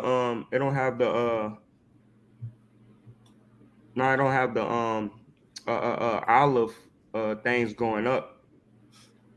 Yeah, this one. Yeah, there we go. You see how they have the little leaves on it? Yeah, this is us. The almond. Yep, this is us right there. Yeah, we can run with that one then. That's cool. Mm-hmm. Because the thing is, the Lord want to remind us, man, that we are the olive branch. We are the branches that broke off and that came back together, right? So He made us make this this menorah, right, for many different reasons to show us, okay, you need to keep oil in your lamp. You are the olive branches that broke off. That's why it's built like a tree, right? You are the branches that broke off that need to come back, right? These different things mean a lot in symbolism of why the Lord made us make, the menorah, man, right? And not the nine branch candlestick, man. It ain't say 9 branch, right? It said the 7 branch, right? Why? Because it's 1 in the middle and there's 3 on both sides, right? 3 is what? Completion, right? So you have complete of Israel, complete of Jacob, right? And then in the middle, who are we following? We're following Yahushua, and that's the man that's right. in the middle, right? Oh, that's good right there. That's cool. Yeah, that's cool. Yep. Long as it had the yep. The main parts. Those knobs, Yeah. and yeah. The blossoms and the almond shape. Let's go. All right. Yep. Exodus 25:31. And thou shalt make a candlestick of pure gold.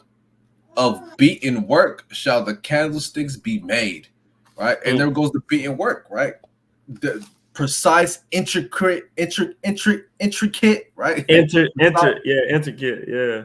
Precise, intricate work of detail, right? That's what it means to be beaten. This candlestick needs to be made like that, not just throw a bunch of scraps together. No, man, you really get in there precise and concise on how you're making this thing, man. And it explains what intricate work you shall be making towards this candlestick, right? The shaft shall be what? Made intricate, precise, and concise, man. Really get down and nitty to the nitty gritty, man, right? The shaft and his branches, his bowls, his knops, and his flowers shall be of the same, right? Of what? Of beaten work, right? And 6 branches shall come out of the sides of it, 3 branches of the candlestick out of one side, and 3 branches of the candlestick out of the other side. You see that? So we ain't dealing with that 9-piece menorah. You show me in the law where it says make it 4 and 4, man. 4 on this side, no, man. It says 3, right? 3 bowls made like unto almonds, right? And so if you see the image here, this is all almond shaped. The bowls, right? If you can see my mouse, right? 3 bowls on one side, and in the middle, right? Reading on. With a knob and a flower in one branch, and 3 bowls made like almonds in the other branch, with the knob and the flower. So in the 6 branches that come out of the candlestick, and in the candlestick shall be 4 bowls made like unto almonds, with their knobs and their flowers. Mm-hmm. And we see it right here at the bottom of it on the stem, right? You have the 1, 2, 3, 4, right? You have the knobs, right? That's going up to that almond, right? And then you have the 3 knobs on each branch, right? Letting us know, man. The Lord is beautiful in His work, man. Letting us know, man, how this thing should be. So that's how we should be. Very strategic, very circumspect, right, on how we're serving the Most High. Not just throwing things together. Yeah, I'm gonna serve Him today, but tomorrow I'm gonna kind of do my own thing. Right, I'm gonna serve Him for a week, but then I'm gonna need to go ahead and have a rest break. You know what I mean? While I go smoke a blunt for a week. You know what I mean?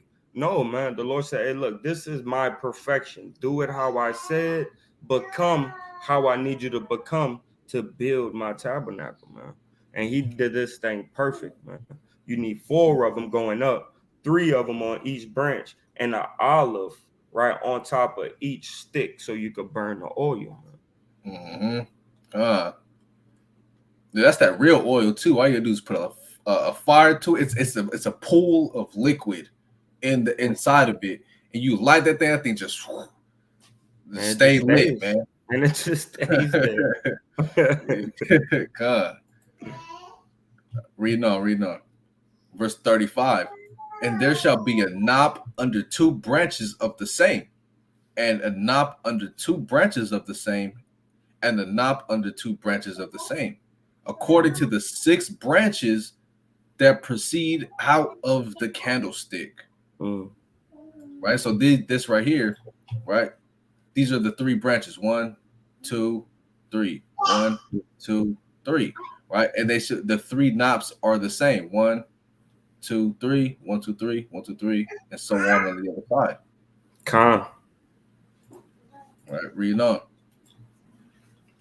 Their knops and their branches shall be of the same. All it shall be one beaten work of pure gold. And thou shalt make the 7 lamps thereof, and they shall light the lamps thereof, that they may give light over against it. Man. And the tongs, even the tongs thereof, and the snuff dishes thereof shall be of pure gold. What's a snuff dish? The thing that you pour the oil in with, man. Let's go get it. I'm gonna try to get an image too real quick. Snuff dish, fire holder, censer, fire pan, snuff dish, tray. So you gotta have a priest holding it for you while you climb up on that ladder. You kind of let me grab that. All right, kind of put the tongs back. Okay, let me get. Oh, you got that oil? Okay, kind of, and hey, they're all helping each other in there, man. Light that fire, man. Each one teach one. A brother helping another brother keep that fire lit, man. There's no Jake. Okay, let me climb up this ladder. You see, you got to climb up. Okay, I got to run back down, grab that tray, and go back up. Oh, damn, I forgot the tong. No, man, it's everybody is doing their duty inside of the tabernacle. Everybody being of service. That's right. All right, going back. All right, where did I go? Okay, verse 39. Of a talent of pure gold shall he make it with all these vessels. And look that thou make them after their pattern, which was shewed thee in amount. Man. So Moses saw the kingdom. He saw Yahweh's throne, right, and everything that was around it, right. So everything that he has in the heaven, right, Moses already saw it. That's why he like, okay, you're gonna make it like this. I gave you a mental picture, right? You captured it up in your mind, right? And now I want you to make these things exactly how you saw it, right? Because the kingdom shall be on earth as it is in heaven. Oh, yeah. And another thing too, man, it's crazy because just think about it, man. Moses, right? Mashah was up there for 40 days and 40 nights. What did he have to do to really understand all of that stuff? He had to meditate day and night on those things, man, in order to put it in his remembrance to be able to go down there and give the directions. And how much in fear and reverence was he towards the Most High, man? He seen him. Felt that presence right there. So, oh man, I'm not letting up. But you Jakes and you Eves out here, man, you ain't meditating. You ain't keeping the reverence of the Lord or the testimony of the Most High, man. And really trying to get it down packed in your mind to really walk in this truth, man. So hey, just think about that, right? That's a deep one. He was meditating day and night. Yeah, so that means you got to really sit there with the Lord. You got to sit with Yahweh Ba'ashem Yahushua and not walk around and kind of do things. Like sometimes you listen to the audio Bible and you kind of just walking around and you doing things and you miss a piece, man. Right? You don't really miss a piece, man, when you're sitting down and you read, right? Because you kind of downloading every word you see, right? And it takes you time to read, man. And you can't read the Bible fast, man, right? Like a novel. A lot of times people try to just read through the Bible. You can't do that, right? A lot of times you're going to stop 3, 4, 5 times in one chapter, right? Just because you know a precept or a verse that goes with that, man. Yeah, that's where that line upon line come in, man. You really got to dissect each and every verse as deep as you can. Sometimes I stay 5-10 minutes on one verse trying to figure it out, man. You know, That's on what you one call verse. that's what you call keeping the commandments with all diligence, man. You know, all diligence, right? So I wanted to go into Zechariah chapter 4, right, and just show, right, that this is really going down, just like he said in verse 40. He said, "And look that thou make it." So pay attention that you make it in the patterns which was showed thee in the mount, right? So he had a full-on visual, right, with the Most High, man, right? And Moses did see Yahweh's face, man, right? He really did have a sit down with the Most High on his throne, man. He looking at everything that's going on in the kingdom, man. Right? So let's not in the kingdom on earth, but in the kingdom, the heavenly kingdom, right? All that Yahweh said we would do in here. Kind of bar Yahweh with Nashama, all that Yahweh said we do and here. The bar Yahweh with Nashama. Like you said, Zechariah. Is there more on the law part, Torah part, or no? Yeah, Oh, you just want to go to Zechariah real quick for this portion of the menorah. Zechariah, what, King? 4. Oh yeah, I remember this. Between the two trees, yep, 2 olive trees. Go ahead. This is Zechariah chapter 4, verse 1. And the angel that talked with me came again and waked me as a man that is wakened out of his sleep. Right? And what does that mean, man? Startled, you know? Oh yeah. Oh, what's going on? You know? God. Yeah, I know you wake me. I'll be there in a minute. No, man. You know, a startled, waking up out of a startled sleep, right? Startled out of his sleep, rather, right? Verse 2. And said unto me, what seest thou? And I said, right, Zechariah, I have looked, and behold, a candlestick all of gold, with a bowl on the top of it, and his 7 lamps thereof, and 7 pipes to the 7 lamps, which are upon the top thereof. Go ahead. And 2 olive trees by it, one upon the right side of the bowl, and the other upon the left side thereof.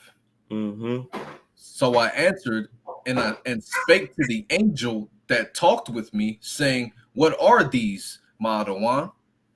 So we're gonna stop right there, right? But we see that in heaven, right, there's the same thing, right? Where it's because we get it in a vision. Zechariah looking at it, there's a vision, right, telling us about the menorah and the candlestick.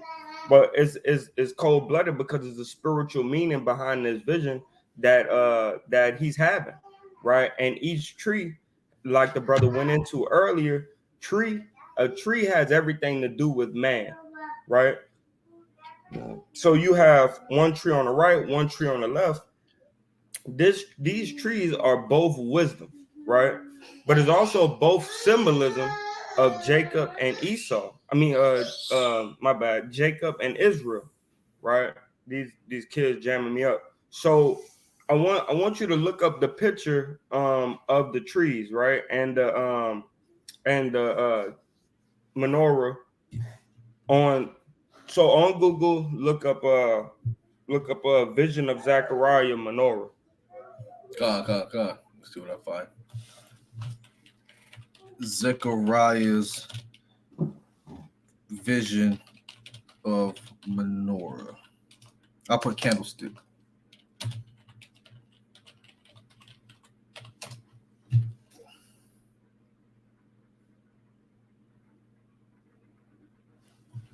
Oh yeah, Khan, look at this thing. Look at this. Oh man. Oh praises. Look at this one. I'm pulling this one up. It's a video.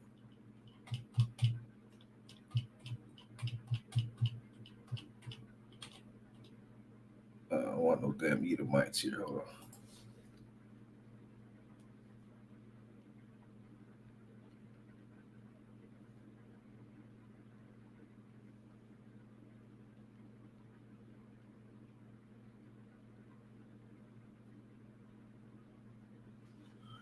Nah, I don't want this one. Let's go back. Salakia, forgive me. This one should be good. Oh, but this one's a video. Hold on.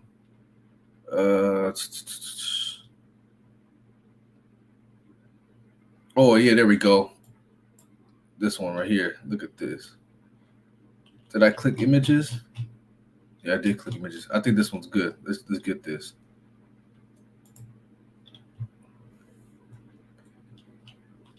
Oh man, that's a bug. Forgive me. Hold on.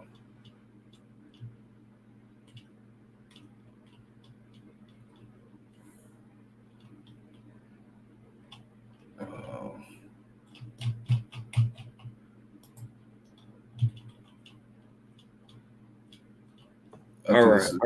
So yeah, it shouldn't be a video. It should more so be a yeah. I got a video, but I want to look at this.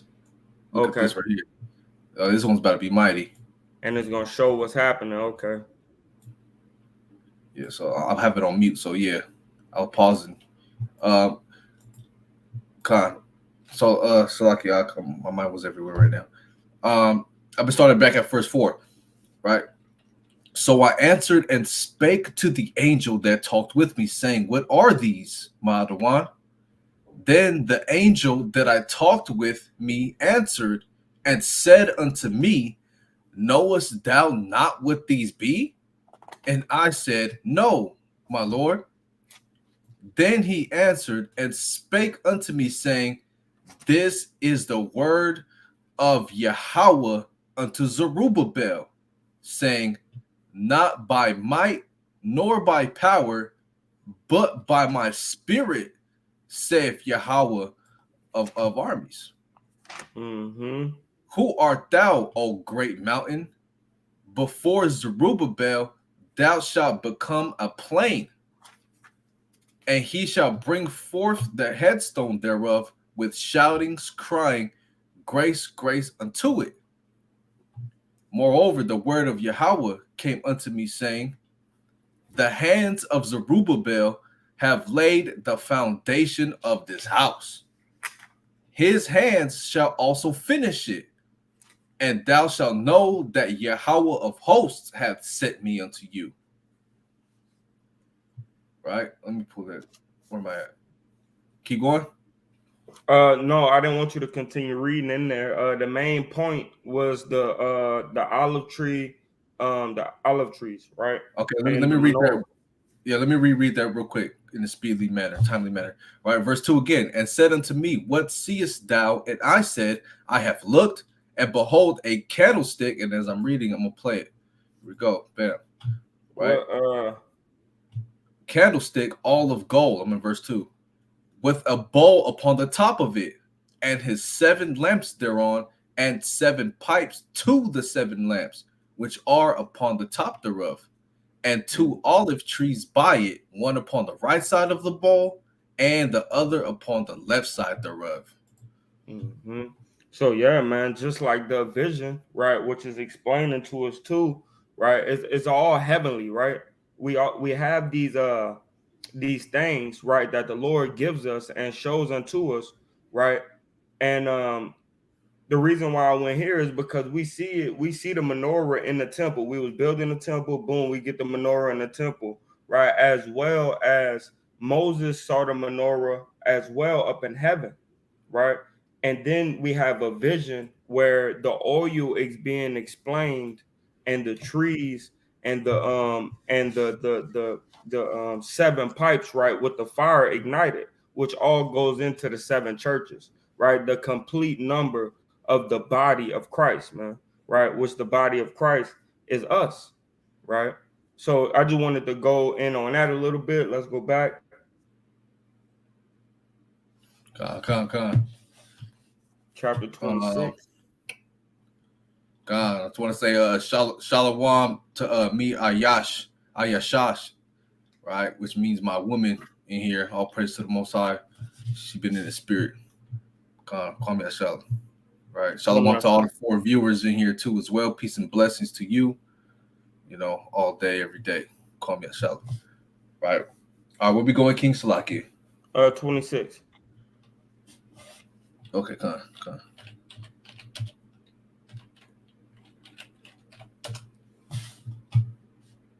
Con. This is Exodus 26:1. Pull it up on the screen, Baba Kusha. Con. Exodus 26:1.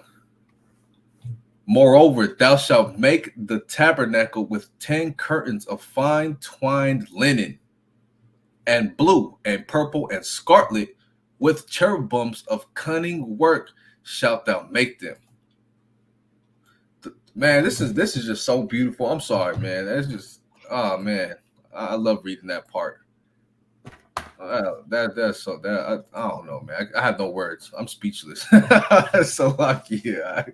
Right. Mm-hmm. Con, the length of one curtain shall be 8 and 20 cubits, and the breadth of one curtain 4 cubits, and every one of the curtains shall have one measure. The 5 curtains shall be coupled together one to another, and other 5, right, or the other 5 curtains shall be coupled one to another. And thou shalt make loops of blue upon the edge of the one curtain from the selve edge in the coupling. And likewise shalt thou make in the uttermost edge of another curtain in the coupling of the second. 50 loops shalt thou make in one curtain, and 50 loops shalt thou make in the edge of the curtain that is in the coupling of the second, that the loops may take hold one of another. And thou shalt make 50 taches of gold, and couple the curtains together with the taches, and it shall be one tabernacle. Reading on. Verse 7. And thou shalt make curtains of goat's hair to be a covering upon the tabernacle. 11 curtains shalt thou make. Man, 11 curtains, man. Let me pull something up right quick. On the screen, right? Yeah, Okay, So we see right here, right? We have what? We have the curtains, right, of purple and blue and fine linen, the candlestick, right? And right here is you can see it in a more open view, right? You have the cherubims, right, and the Ark of the Covenant, right? But then you have these curtains that's right here. That's before the Ark of the Covenant, where we worship, right, and serve the Most High around the altar of incense, right? And we have that 7 candlestick menorah, right, that lightens up the whole tabernacle. So what the brother is reading right now and going into is the portion of what? The covering of the tabernacle, right? And the curtains thereof, which we have curtains here, we have curtains here, right? To keep things closed off on what we doing for the Most High, right, in the inside. You don't want everybody looking at on the outside what you got going on in the inside. That's like why the Most High tell us what? Through his son Christ. The Father, right, that sees secretly, if you pray to him in secret, right, he shall reward you openly. This is our service, man. When we in this tabernacle as the Levites, this is us, right, praying to the Most High and worshiping the Most High in secret, so he could worship us. I mean, so he could bless us openly, right? And I yield.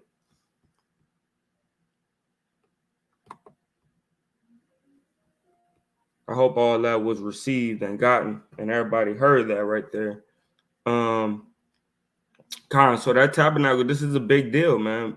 Building a tabernacle is a beautiful thing, right? And we have to take honor in what our elders and our ancestors did, right? Or by the strength of the Most High, man. Right? Look at this one, man. Hey, this is one of the most beautifulest things that we go through in the law, man, is the building of the temple, man. It's extravagant how the Most High put everything together. I'm gonna just say it like that.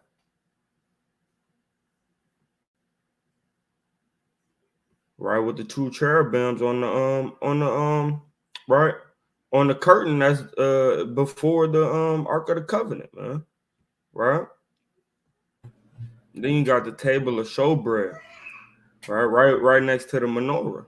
And then you have Con. the incense, man, That's right. smoking up and smelling up the tabernacle, right?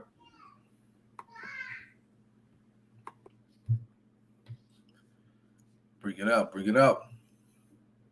God, that's right. That's right.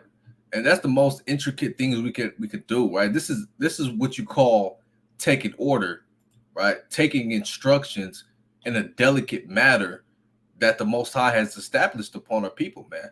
Right? And all we have to do is keep the commandments and have faith, man. Right? But it gets deeper than that. We literally have to build ourselves, because we're tabernacles as well, in the instructions that the Most High has established, man. No rips, no tears, no breaches. You know, you don't want things falling down and falling over. So we got to stay and meditating on the instructions of the Most High. That way we can always keep our tabernacle upright in the upright manner, man. Right? Never fail. Right? Con, that's beautiful. That's beautiful. Let me pull this back up. Con. And thou shalt couple 5 curtains by themselves and 6 curtains by themselves. What does it mean to couple? Right? You just take you have your sheet on your window, right? Or your curtains, and you just bundle it up together, and we wrap a tie around it, right? That's the same thing that's going on here, but more in a delicate manner, right? More with of things that have more of a value, right? More of care. Because I might just take my curtains out, I just want to tie it up with whatever. No, we really take that delicacy in the building of this tabernacle as we take the delicacy in building ourselves up in the same manner, man, with the instructions of the Most High. And the couplings, right, that the brother going into, they look something like this. That's right here, if y'all can see, right? And that is what we'll put on our the curtains, right, to open and close it. Let me see. Let's see if I could get a better one. Salakia, right? So damn, my bad. All right, go ahead, King. Con. It's jamming up. Mm-hmm. All right, reading on. Curtains and thou shalt couple 5 curtains by themselves and 6 curtains by themselves, and shall double the 6th curtain in the forefront of the tabernacle. And thou shalt make 50 loops on the edge of the one curtain that is outmost in the coupling, and 50 loops in the edge of the curtain which coupleth the second. And thou shalt make 50 taches of brass, and put the taches unto the loops, and couple the tent together that it may be one. Mm-hmm. Con. So with these 50 loops, right? This is how you're gonna make the covering for the tabernacle, right? You couple them together, and then you pull these strings, and you make a tent, right? It covers the tent. Con, Con, I see. I'll pull it up for you.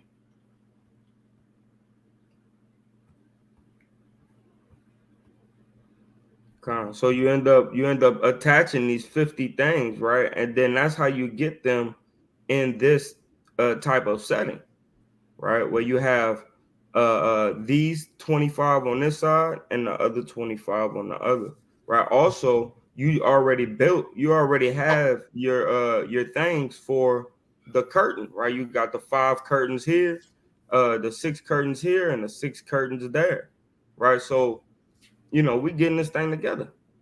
All right. Mm-hmm. Go ahead. Con.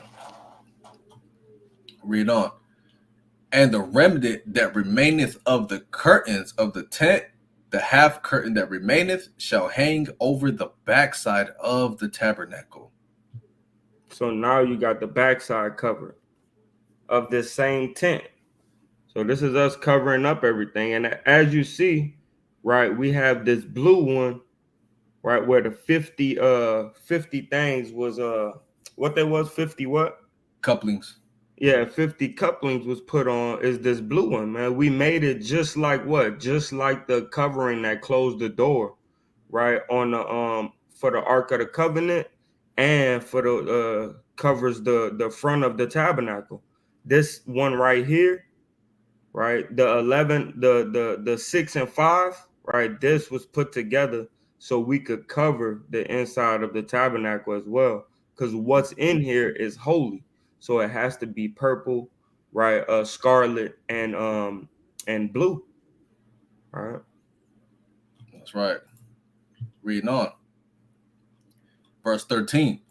And the cubit on the one side, and the cubit on the other side of that which remaineth in the length of the curtains of the tent, it shall hang over the sides of the tabernacle, on this side and on that side, to cover it. That's to make sure the rain and the weather don't get in there, right? Which is what you see on this side right here. If you can pull mine back up. Yeah, it's yours is on the screen while I'm reading.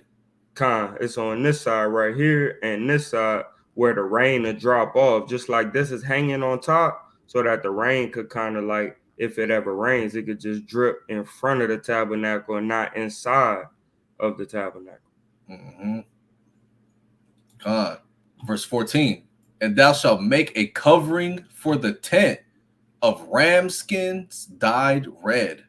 And that's where we get this next section, right? Which is the ram skins dyed red, right? Then you have the blue, right? Then you have the covering of the tent, which is this tan. Then you have the red ram skin dyed red. And the covering above that of badger skins. And this top one here is badger skin, right? Badger skin, water runs off a badger, right? It doesn't just go into the hair and soak it up and freeze the animal out. No, because the badger, it's known to be in damp and wet places. So water kind of it don't sink into badger skin, right? That's right. What the top layer is. Bring it out. That's right. That's right. We're going into boards and sockets. Okay, cool. Verse 15. And thou shalt make boards for the tabernacle of shittim wood, standing up. And this is the boards, right, of shittim wood standing up, right? Mm-hmm. Yeah, they got folly on these curtains, but this is the boards right here standing up, right? You see that? Right. Mm-hmm. Yeah. 10 cubits shall be the length of a board, and a cubit and a half shall be the breadth of one board. Right. So then, go ahead. 2 tenons shall there be in one board, set in order one against another. Thus shalt thou make for all the boards of the tabernacle. I want to dive deeper on this real quick with the NLT real fast.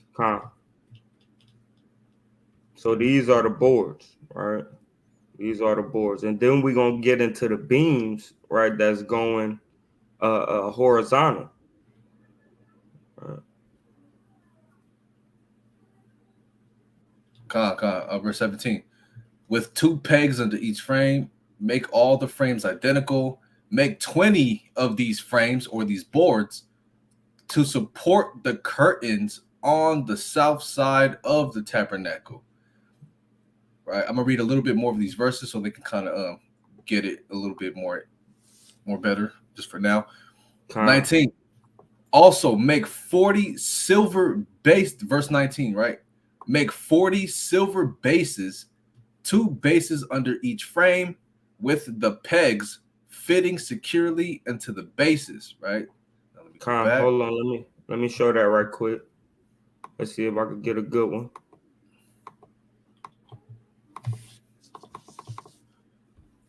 Okay, we'll go back over here. Salaki.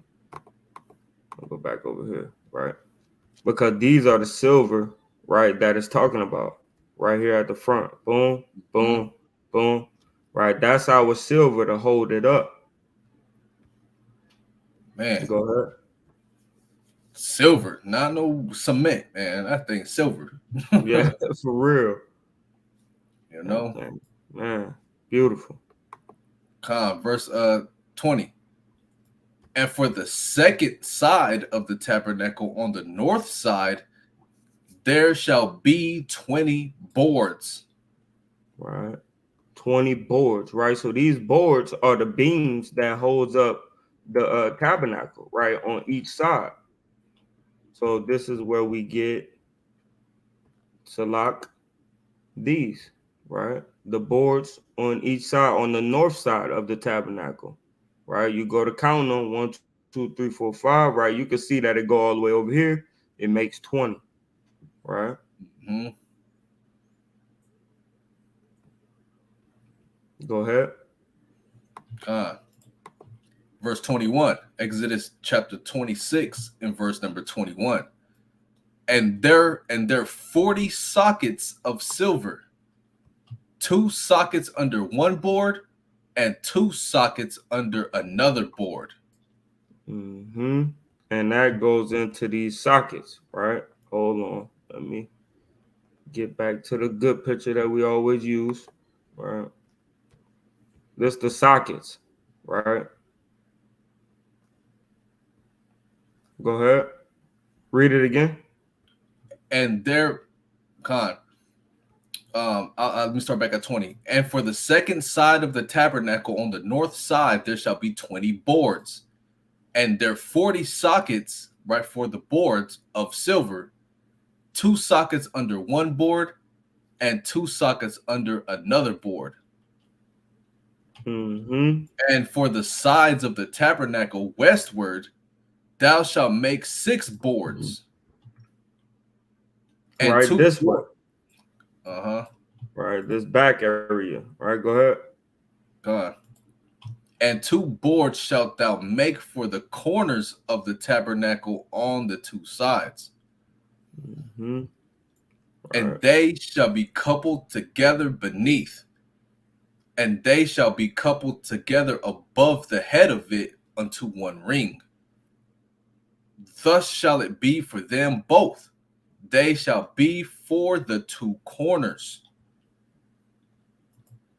So that's so it could have this rectangular type of feel, right? Where you have these beams right here on this corner, this corner, this corner, and this corner, right? To hold up all of this badger skin, ram skin, whatever skin we used to use for the to build a tent, which was probably like roebuck, right, or some type of deer. And this material right here, which is fine linen, dyed with blue, scarlet, and purple, right? These things are heavy. This is not light, right? So we had to do this right, or the whole thing will fall down on top of us. You build a tent and don't put your stakes in right. See what happens. I want to let me find something real quick.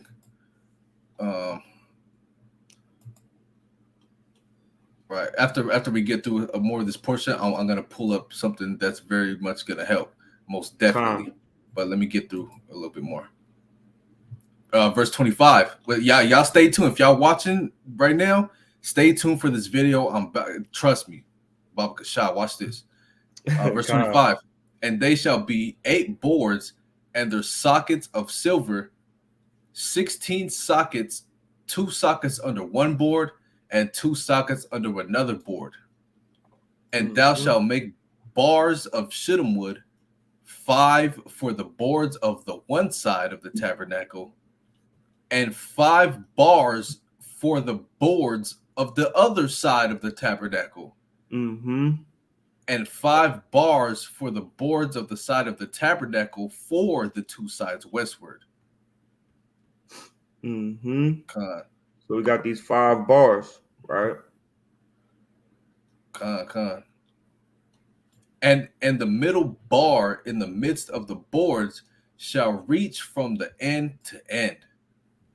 Then you have another bar, right, that reach from end to end. Yep, that's right. 5 of those. Basically the ceiling. You know, the top portion. That's right. Con. Go ahead. Verse 29. And thou shalt overlay the boards with gold, and make the rings of gold for places for the bars, and thou shalt overlay the bars with gold. Mm-hmm. And thou shalt rear up the tabernacle according to the fashion thereof, which was shewed thee in the mount. Man, so Moses got the whole breakdown, man. He did the Most High tabernacle, right? Looks really similar to ours, man. Mm-hmm. Right? It looks really similar, man. That's right. Let me I'm gonna pull this video up real quick, and then I'm gonna pause it at the part we're on in the Torah in this chapter. So watch this. All right, so we can kind of relapse the viewers of what we just read so far, so they can get an actual visual of how it's being made. So look at this. Hold on, let me go over there. Go ahead and pull it up. My bad, I got you. Okay, you got me. Mm-hmm. It's on. Yep. Okay.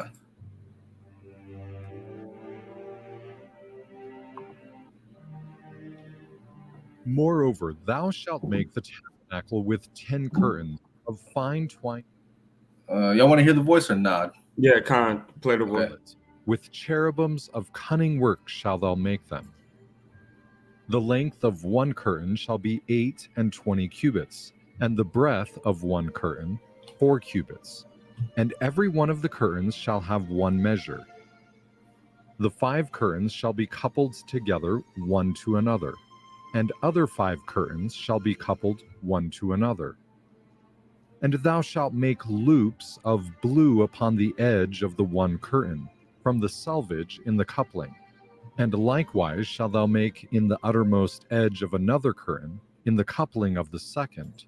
50 loops shalt thou make in the one curtain, and 50 loops shalt thou make in the edge of the curtain that is in the coupling of the second, that the loops may take hold one of another.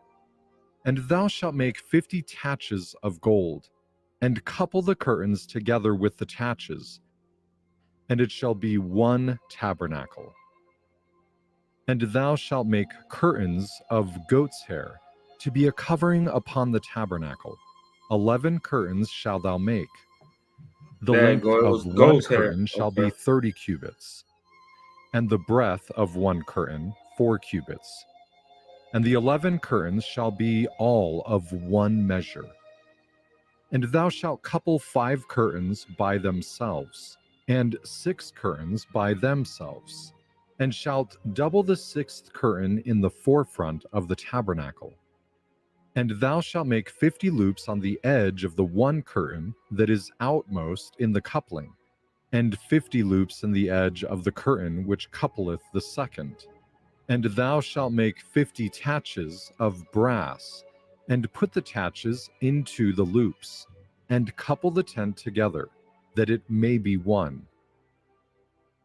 And the remnant that remaineth of the curtains of the tent, the half curtain that remaineth, shall hang over the backside of the tabernacle, and a cubit on the one side, and a cubit on the other side of that which remaineth in the length of the curtains of the tent. It shall hang over the sides of the tabernacle on this side and on that side, to cover it. And thou shalt make a covering for the tent of ram skins dyed red, and a covering above of badgers' skins. And thou shalt make boards for the tabernacle of shittim wood, standing up. 10 cubits shall be the length of a board, and a cubit and a half shall be the breadth of one board. 2 tenons shall there be in one board, set in order one against another. Thus shalt thou make for all the boards of the tabernacle. And thou shalt make the boards for the tabernacle, 20 boards on the south side southward. And thou shalt make 40 sockets of silver under the 20 boards, 2 sockets under one board for his 2 tenons, and 2 sockets under another board for his 2 tenons. And for the second side of the tabernacle on the north side there shall be 20 boards, and there 40 sockets of silver, 2 sockets under one board, and 2 sockets under another board. And for the sides of the tabernacle westward thou shalt make 6 boards, and 2 boards shalt thou make for the corners of the tabernacle in the 2 sides. And they shall be coupled together beneath, and they shall be coupled together above the head of it unto one ring. Thus shall it be for them both. They shall be for the 2 corners. And they shall be 8 boards, and their sockets of silver 16 sockets, 2 sockets under one board, and 2 sockets under another board. And thou shalt make bars of shittim wood, 5 for the boards on the one side of the tabernacle, and 5 bars for the boards on the other side of the tabernacle, and 5 bars for the boards of the side of the tabernacle for the 2 sides westward. And the middle bar in the midst of the boards shall reach from end to end. And thou shalt overlay the boards with gold, and make their rings of gold for places for the bars, and thou shalt overlay the bars with gold. And thou shalt rear up the tabernacle according to the fashion thereof which was showed thee in the mount. And thou shalt make a veil of blue, and purple, and scarlet, and fine twined linen of cunning work, with cherubims shall it be made.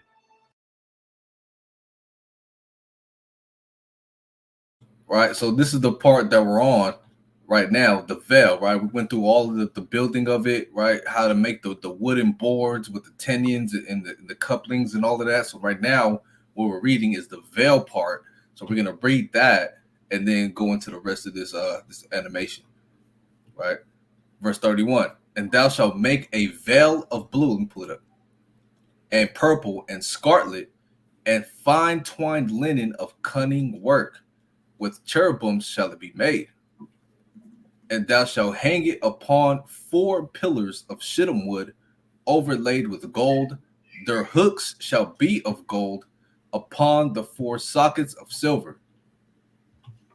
And thou shalt hang up the veil under the taches, that thou mayest bring in thither within the veil the ark of the testimony. And the veil shall divide unto you between the holy place and the most holy. Right, so let's get that part. Right. So this part right here divides the mercy seat with the Ark of the Covenant with the mercy seat. Pull it back up. Okay, it's lucky. Right, this part right here, right, behind this curtain is the Ark of the Covenant, the Ark of the Testimony, right, with the mercy seat, where only the high priest is allowed to enter, right, and actually commune with the Most High, Moses and Aaron. Right? Yeah, it would be a Aaronite or a Zadokite. God. Now let me read on, and then I'm gonna play it and then read. God. Right. God. Verse 34. And thou shalt put the mercy seat upon the ark of the testimony in the most holy place. And thou shalt set the table without the veil, outside the veil, and the candlestick over against the table on the side of the tabernacle toward the south, and thou shalt put the table on the north side. Right? God, that's the part I'm on right now, right? Yep. That's the table of showbread that he just read about, right? Then you have the candle, right? Well, my arrow not working, but as you can see, that's the table, that's the showbread and the candle. Okay, now read. God.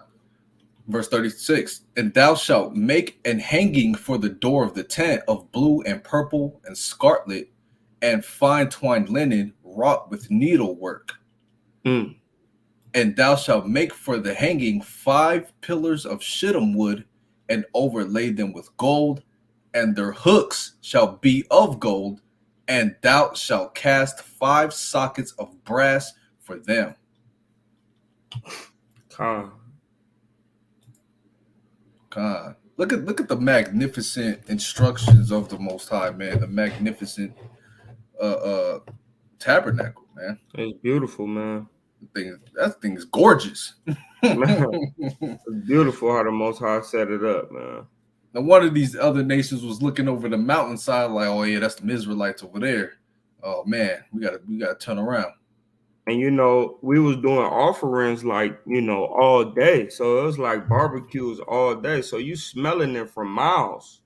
You know what I mean? You got the good lamb cooking, then you come back, you got a grown sheep, you know, then you got the ox, then you got a ram cooking, you know what I mean? And in making these the ram skins, right, and the goat skins, man, we was eating those animals, man, that we were skinning. You know what I mean? So it was a big barbecue going on, man. Many a sacrifices going up to the Most High. I like this part right here. That shiny silver right there, man. That's that polished silver, man. That's crazy. That's the gold. The gold sockets. Oh man, pure gold, man. It's like gold bars right there, man. That you see in the damn bank vault, man. Yeah, you know. And it's like times 100,000, like for real. So though, like the way that we was laying this gold, man, it had to be a amazing experience, man. You just got, you know, before you even stand it up, you gotta lay this gold on these things, right? They showing it as in we put the wood together and then covered it with gold. No, gold is hot. You had to have it hot so you could pour it on there. So we was putting up this stuff when it was already made with gold. We already covered it with gold. That's right.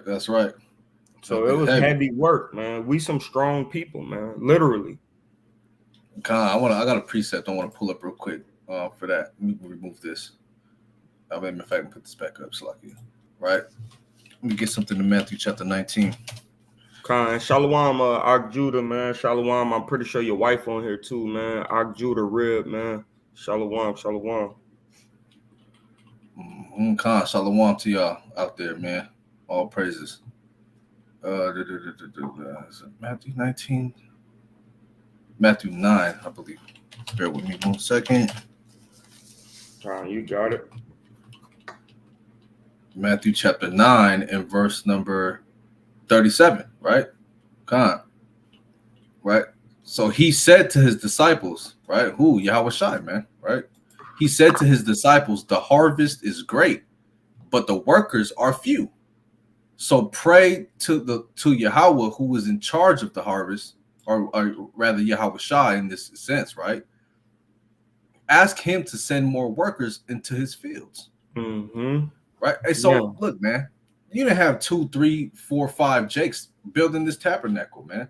Everybody had a specific duty and a job to do to make this work happen, man. This is why we need brothers out here to come and do the work. Right, put your hand to the plow, whether it be something of brass, silver, or gold.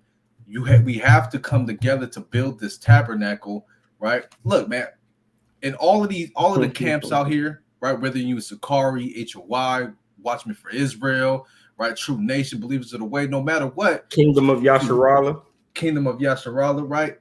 No matter what, if you look at it, we could be the showbread. We could just be as one camp. We probably a pillar, man, right? And the other camp, hey, that's probably the badger skin topping, man. Or the right? veil. We all need to come together, right, and do this work to build this tabernacle together, so that way we can withstand in the day of the Lord. Right? And I yield on that one. Do me a favor. Grab Numbers, right? Chapter 4. And verse, right? And verse number 16. This is Numbers chapter 4 and verse 16. Start at 5. Numbers chapter 4 and verse 5. When the camp moves, Aaron and his sons must enter the tabernacle first to take down the inner curtain and cover the ark of the covenant with it. Then they must cover the inner curtain with fine goatskin leather and spread over that a single piece of blue cloth. Finally, they must put the carrying poles. Oh, Salakia, I'm over here in the NLT. Yeah, because it's saying goat and it's really badger. Verse 5 again. And when the camp setteth forward, Aaron shall come and his sons, and they shall take down the covering veil and cover the ark of testimony with it. So like the brother was going into, we have people, we need people, right, that's going to do the work of Yahweh Shem Shah.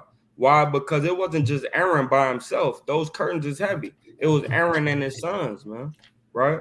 And Aaron had 2 sons, man, right? So it was more people than just him alone, right? Keep going. Verse number 6. And shall put thereon the covering of badger skins, and shall spread over it a cloth wholly of blue, and shall put in the staves thereof. So a cloth that's fully covered in blue, right? Go ahead. And upon the table of showbread they shall spread a cloth of blue, and put thereon the dishes and the spoons and the bowls and covers to cover withal, and the continual bread shall be thereon. Drop down to 15. Verse 15. And when Aaron and his sons have made an end of covering the sanctuary and all the vessels of the sanctuary, as the camp is set forward, after that the sons of Kohath shall come to bear it. So that's the priests, right? That's the Levites that have their own duty too. After we cover it all and we about to go to war, or something happened where we need to move the tabernacle, right? Who come through and move it? The Kohathites, right? So this is another group of people, man. Right, go ahead. But they shall not touch any holy thing lest they die. So if it's not covered and something is not like if they touch the staff or the shaft, right, and it's not covered, right, they die, right? So hey, look, man, that ain't your duty, man. Don't come around here touching the holy things, man, right? But you could carry it though, but you cannot touch it because that's for Aaron the priest and his sons, right? Go ahead. These things are the burden of the sons of Kohath in the tabernacle of the congregation. So everybody has their own duty, man, right? We're going to read this next verse and we're going to shoot back to Exodus, right? So we need other brothers like the brother going into to put in this work, man. Verse 16, and to the office of Eleazar, the son of Aaron the priest, pertaineth the oil for the light, and the sweet incense, and the daily meat offering, and the anointing oil, and the oversight of all the tabernacle, and of all that therein is, in the sanctuary and in the vessels thereof. So that's Aaron's third son, right? Eleazar, the priest, right? And he has his duty as well, man, right? So that's how we get, right? That's how we get to say, man, it's more duties, it's more work, right, for people to do, man. Ain't no reason for you to be lazy in this truth, right? Let's go back to Exodus. Let me read one more verse. Verse 19. But thus do unto them that they may live and not die. When they approach unto the most holy things, Aaron and his sons shall go in and appoint them every one to his service and to his burden. Right? So everyone is appointed a service and something to do. Right? Everyone has a specific job and a specific duty to help us build towards the kingdom, man. Right? That's all I wanted. Yeah, Khan. It's the sons of Kohath, right? The Kohathites, the Gershonites, and the sons of Merari. Right? Going back.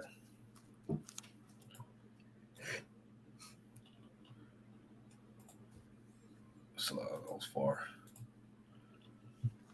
Con. So we was on like what 30? No, we done. This is the with 26. Yeah, with 26. Con. The bar Yahweh will not Shemai. Con. All that Yahweh says, what we doing here. All that Yahweh says we will do in here. Con. 27. Let's go. Con. The bronze altar. Oh man, one of the most beautifulest things, man. I love the way the altar was made, man, because the Most High made the altar specifically, right, to attract, right, lightning, right, and it's beautiful the way that he set it up. Go ahead. God, let me. You want to grab the image real quick while I get the image.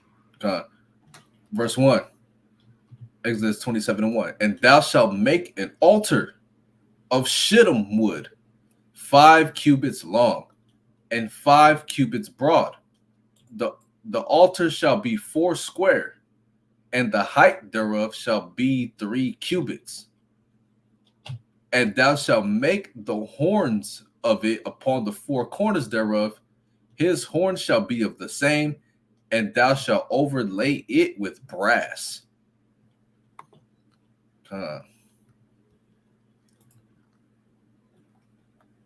I think that's a good one. That one looks big too.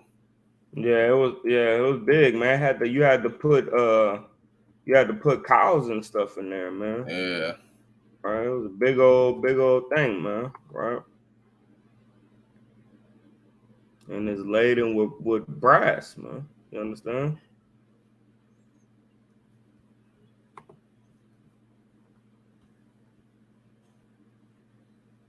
All right. I think that one's a good one right there.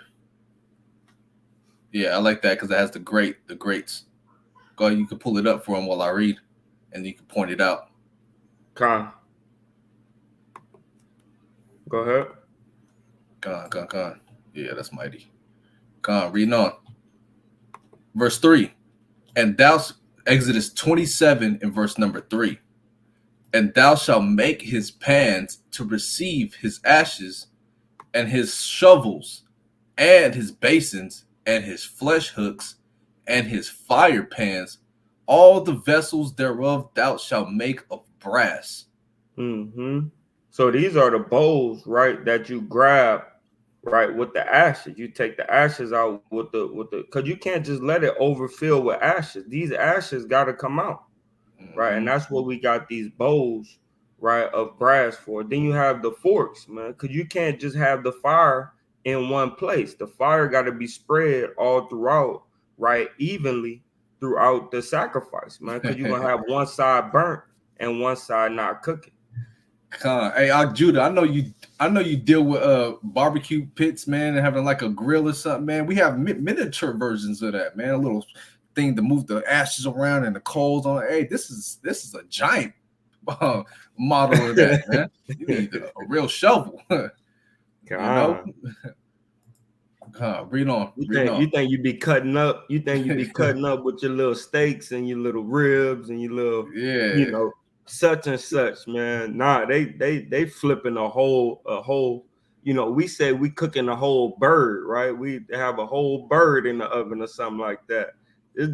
These people got whole lambs, whole goats, whole bison. You know what I mean? Yeah, them things is heavy, man. Wasn't no chainsaw, right? To just go ahead and cut the cut the meat in half. No, man. You had to flip that whole thing. Verse number 4. And thou shalt make for it a grate of network of brass. And upon the net shalt thou make 4 brazen rings in the 4 corners thereof. And thou shalt put it under the compass of the altar beneath, that the net may be even to the midst of the altar. Right. This is so the fire could breathe. Right. You gotta have something that makes the fire breathe. That's the net. These are the rings. Right. This is the covering, right, where all the fire is and the wood is gonna be at.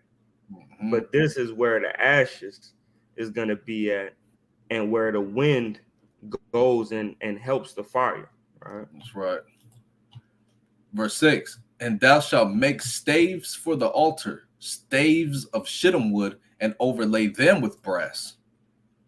And the stave shall be put into the rings, and the stave shall be upon the two sides of the altar to bear it. Hollow with boards thou shalt make it, as it was showed thee in the mount, so shall they make it. Hollow with boards, man. Right. At the bottom of it, you still need more. You still need more boards, man. That's mighty.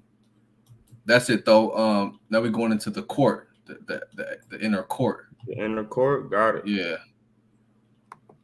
got it. Oh, it's like something pulled up.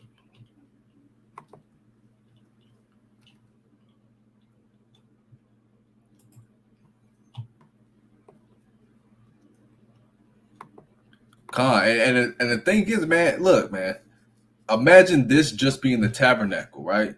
Then we have Solomon's temple. Then we have the second temple.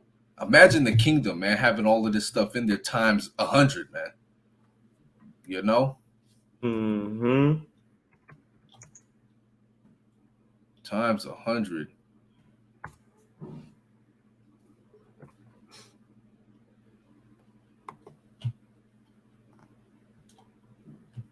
All praises, all praises. Shalom to the 6 viewers in here. All praises to the Most High, man, for y'all beautiful, beloved Mashapaka up in here, man. Beautiful family, right? Shalom, shalom. Let me pull up another thing real quick, bam. So this one for the inner court.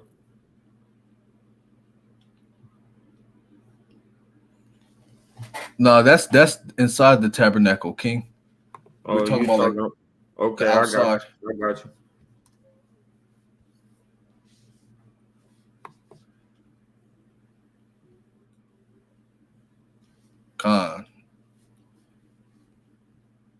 I like that one. Oh, that one's mighty too. I think that one's more mightier. Oh, there you go. Yeah, I like that. I need to have it more visual. But go ahead and read. I got you. I'm get this in. Verse 9. And thou shalt make the court of the tabernacle for the south side southward.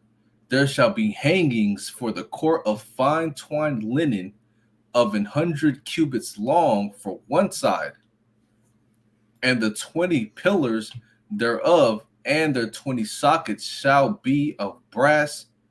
The hooks of the pillars and their fillets shall be of silver. So you got to make a fence out of fine linen, right? So that way everybody ain't seeing the most holy things go down, right? Then you got the 20, right? You got the 20 staffs, right? The 20 wood, and then you got the things that hold them up, right? Which is these anchors. Right. Oh, matter of fact, I found another mighty video on that one too. You want me to pull that one up? Yeah, of course. Brothers and sisters, the visuals is crazy, right? But look at the type of houses and tents, man, that we was putting together out there, man. We not a mighty people, man. I don't know what the hell we are. And understand how many animals had to be slain for each one of these damn tents. Oh man, that's hold on. Give me 5 seconds. I just can't get enough of this picture. Look at the background image, y'all.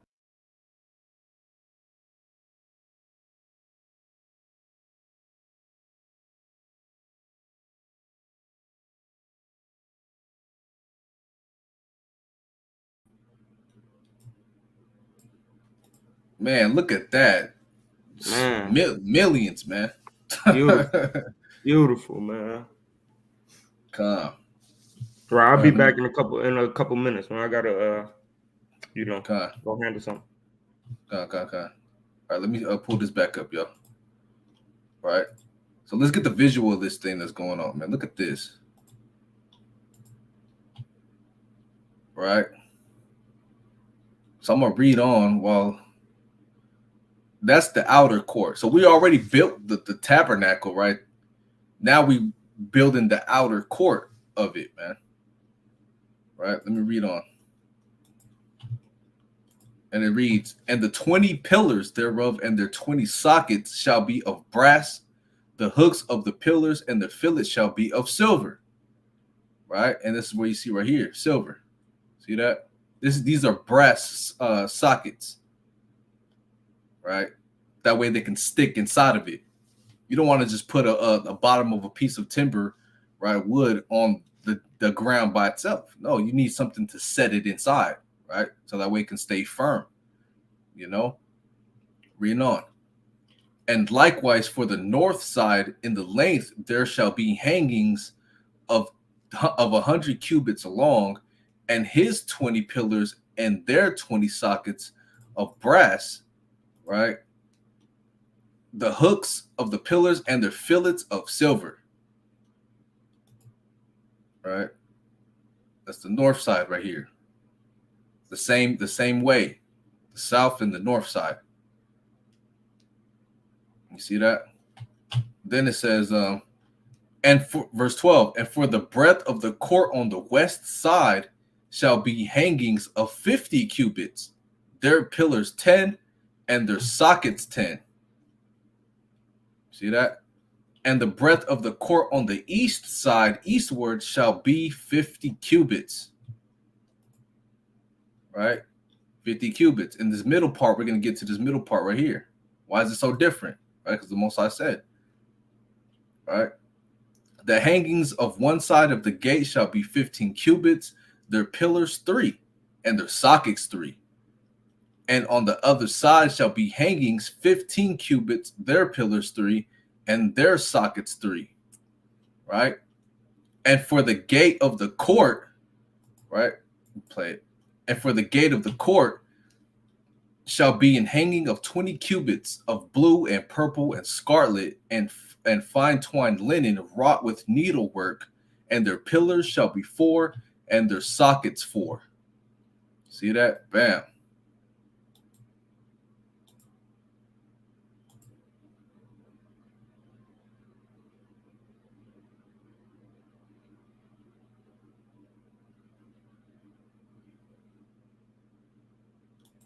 See, hey man, we ain't just start shower curtains, man. Look at that.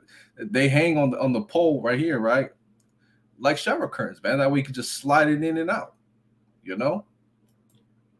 Of fine material. Look at that thing. I think it's mighty, man. So this is the outer court, right? And this is where you set the tabernacle inside of. And not everybody is able to go inside of this place either, right? Reading on. Verse 17. All the pillars round about the court shall be filleted with silver, their hooks shall be of silver, and their sockets of brass. The length of the court shall be 100 cubits, and the breadth 50 everywhere, and the height 5 cubits of fine twined linen, and their sockets of brass. Right? Sockets of brass. Then it says, verse 19, all the vessels of the tabernacle in all the service thereof, and all the pins thereof, and all the pins of the court shall be of brass. All right, let's keep going. And thou shalt command, verse 20, Exodus 27 and 20, and thou shalt command the children of Israel that they bring thee pure oil, olive beaten for the light, to cause the lamp to burn always.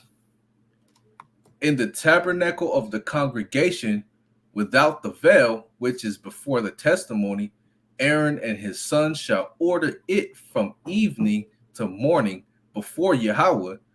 It shall be a statute forever unto their generations on the behalf of the children of Israel. Right? Come on. Let me play the rest of this. Bam. All praises, all praises. The bar Yahweh will not Shemai on this chapter. right here, Time the man. bar Yahweh Nashama, all that Yahweh says, what we do and here. Where we at 28? No, we up in 1 Kings. Ooh, come. 1 Kings chapter 5 and verse 26. There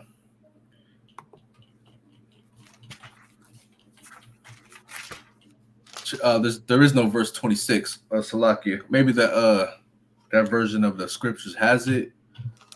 It might be chapter 6 in this blue letter. Because right here it stops at 18. So let's just read chapter 6.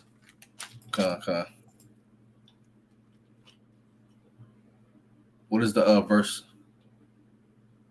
Hold on, my bad.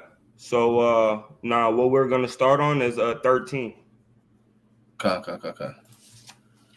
chapter 5. Okay. Oh shit. Let's go. God, this is the book of 1 Kings, chapter 5, and verse number 13. And King Shalamah raised a levy out of all Israel, and the levy was 30,000 men. And he sent them to Lebanon, 10,000 a month by courses. A month they were in Lebanon, and 2 months at home. And Adoniram was over the levy. What's a levy? Let me get that for y'all. Levy. 10,000 soldiers. Gang, a body of forced laborers, task workers, labor band or gang. So a group of a band of laborers, labor overseers, taskmasters. So like we keep going into, man, you got to be putting in the work, man. He says the harvest is plenteous, right? But the laborers are few, right? And that's why we're called to go labor for Yahweh B'Shem Yahushua, to call people into repentance, man. And really what we're doing is we're calling spirits, right, back to repentance, right? Spirits that went off, right, and went their own way. We're calling those spirits back to repentance so they could be holy and set apart unto the Most High God. That's right. That's absolutely correct, man. Right, read on. Verse 15. And Solomon had 70,010 that bear burdens, and 80,000 hewers in the mountains. Beside the chief of Solomon's officers, which were over the work, 3,300, which ruled over the people that wrought in the work. And the king commanded, and they brought great stones, costly stones, and hewed stones to lay the foundation of the house. And Solomon's builders and Hiram's builders did hew them, and the stones quarrers, Slakias. So they prepared timber and stones to build the house. Man, hey, we don't see, man, let me pull this 1 second, man. Let's get an image of a quarry. Right. Look at this quarry right here, right? They got tractors doing this work, man. How much are actually people hewing these things on carts and wagons of oxen, man? You know, things that they had in time, because they didn't have tractors in that time, man. They literally dug. Look at this middle piece. They dug all the way down to this ground, and to the point they found water. Look at that. They had to dig so deep. This is all carved into the earth, man. That's what a quarry is. You know, all that is cut and hewed stones out, man. Right? this is what they were doing. Costly stones, hewn stones, man, and just regular stones too. You know, just want to pull that up real quick. Right, stone quarrers. So they prepared timber and stones to build the house. All right, reading on. 1 Kings 6:1. And it came to pass in the 480th year after the children of Israel were come out of the land of Egypt, in the 4th year of Solomon's reign over Israel, in the month of Ziph, which is the 2nd month, that he began to build the house of Yahweh. And the house which King Solomon built for Yahweh, the length thereof was 80 cubits, and the breadth thereof 20 cubits, and the height thereof 30 cubits. Mm.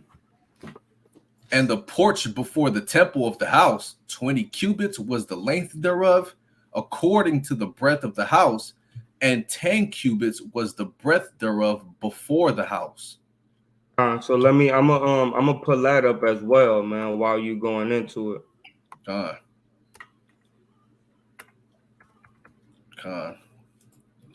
right. Oh, damn, man. I'm not even sharing. It's a lot here, y'all. But you about to pull something up anyways.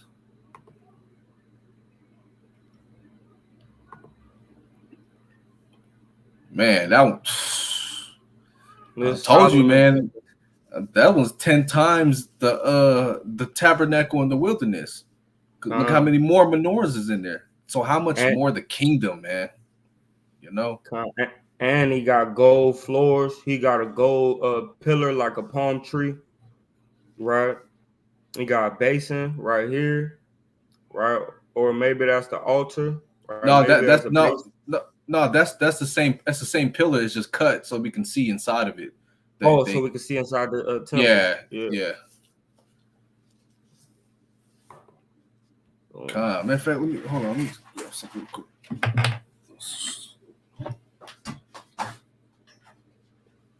Right, that's crazy, bro.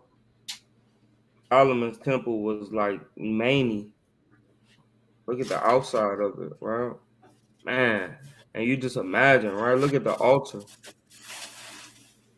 Right. Then he had the oxen, right? Also known as bulls or cows, right? Mostly bulls. You got the oxen holding up a big old vase. Right. But look at the altar, man. Huge. Right? Cooking up the food, man. Cooking up the offerings, man. Big time. You know? Look at that. Right? That's Manny, man. That's Manny. Right? You know how they have a showroom floor, man? Right? We got a whole nother situation going up here, man. And then a situation right here. Right? And a situation at the bottom, man. There's much more, man. And how much more in the kingdom? Right? Look at this dang look at the altar, man. Right? And this is why, right? Aaron's sons and his grandsons had to end up making linen breeches. Why? Because the altar had to be big enough for them to walk up the stairs, right? And put the offerings on there.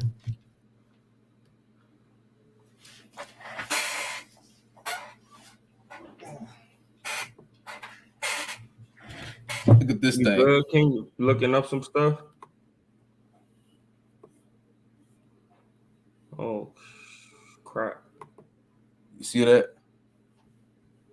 Yep. Oh yeah. Hell yeah. Yeah, let me just blow me. Yeah, there you go, man. Look at that thing. All right, got the scriptures on the side. Right, this is the pillars that we were just looking at right here. The pillars.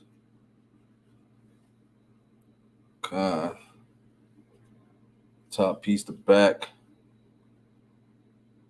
You grab stuff like this when you truly love the Most High, man. You want all of His memorabilia, man, in your house. Come on, one more time. Look at that.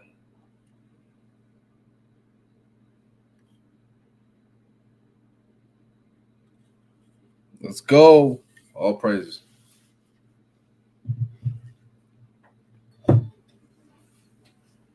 All right, let me read on Salakia. And the porch, verse 3. 1 Kings 6 and verse 3.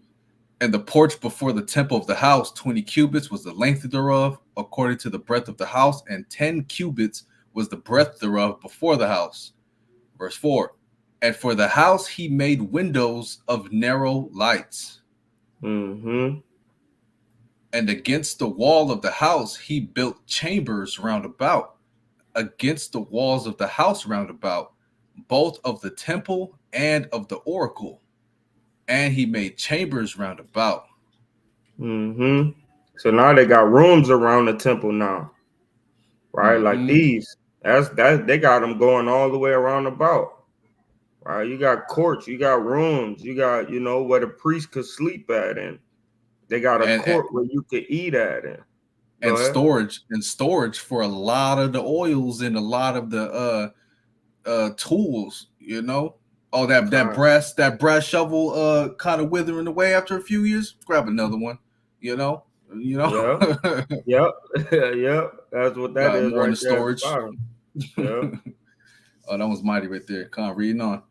The nethermost chamber was 5 cubits broad, and the middle was 6 cubits broad, and the third was 7 cubits broad. For without in the wall of the house he made narrow rests round about, that the beams should not be fastened in the walls of the house. And the house, when it was in building, was built of stone made ready before it was brought thither, so that there was neither hammer nor axe nor any tool of iron heard in the house while it was in building. So they were just putting it together. They were just bringing the bricks. The brick, they wasn't hammering it. Ain't no ain't no big noise going on. You just sliding the bricks on there. Yeah, because they've already made it ready. Yeah. The door and we those costly stones as well. You feel what I'm saying? Right. Building up the kingdom. You want to already be made built, man, to be inserted into the kingdom, man, to be that added piece, man. You don't want to have no chip. Okay, yeah, I'm a stone, but I got a chip right here. No, man. Right? That's the part of being without blemish, man. These stones weren't without any blemish. They were already made and secured and fashioned to already just put it in, added to the temple, man. And you got them chambers right there on the sides, man. Even that top piece too, that top half. Right. You got rooms. Yeah. You had the lights, the narrow lights coming into the tabernacle. You got the wall great and high.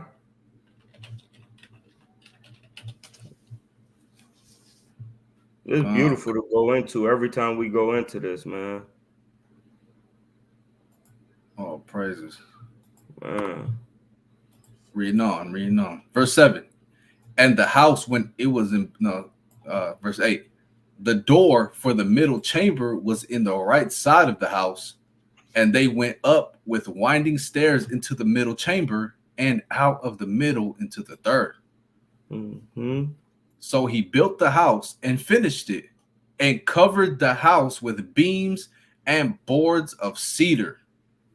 And then he built chambers against all the house, 5 cubits high, and they rested on the house with timber of cedar. How far are we going into 6, just so I know? 13. Okay, And the word of Yahweh came to Solomon, saying, concerning this house which thou art in building, if thou wilt walk in my statutes and execute my judgments and keep all my commandments to walk in them, then will I perform my word with thee, which I spake unto David thy father. And I will Man, dwell among. that's mighty, bro. For real. It's like a whole, our tabernacle is like a castle. Look at the this chambers in the corner of the walls. Man, that's crazy. It's like a palace. Like we just seen in the image, man. We had tents round about. Look at the background, man. We got a cities now, man. Man, you know. Hey, look at the front door of the castle, the gate entrance. Look at that gold, man. That thing's glossy. You can look at yourself in that thing. Man, that's mighty.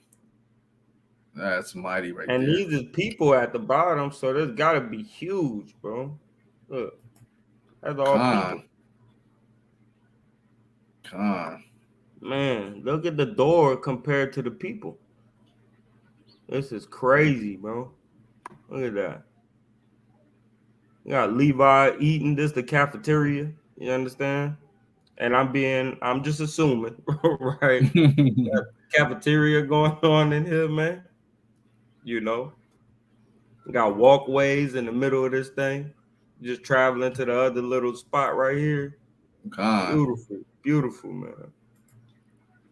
I got something I want to pull up real quick. If I may. Look at this thing, man. All praises. All praises. My bad. I was trying to remove it. Yeah, we did it at the same time. That's why.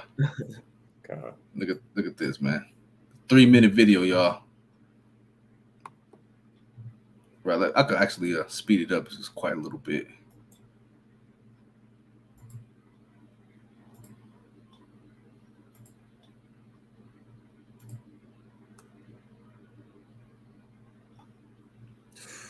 Hey, man, that grill look beautiful.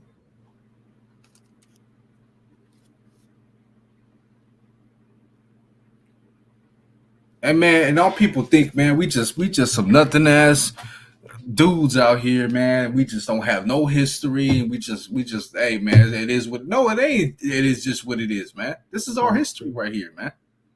You know, we got to get back to this thing, man. Are you tired of living in this damn society and being on the bottom, or would you rather get back to something like this, man? Gold, everything. You think your boy was like all gold, everything? He had just the teeth. He had a couple rings. Man, Trinidad James. Yeah, man, we got an all gold kingdom waiting for us, man. The roads is gold. Let's see if I can find that image real quick. Man, altar of incense. That's heavy, bro. That's heavy.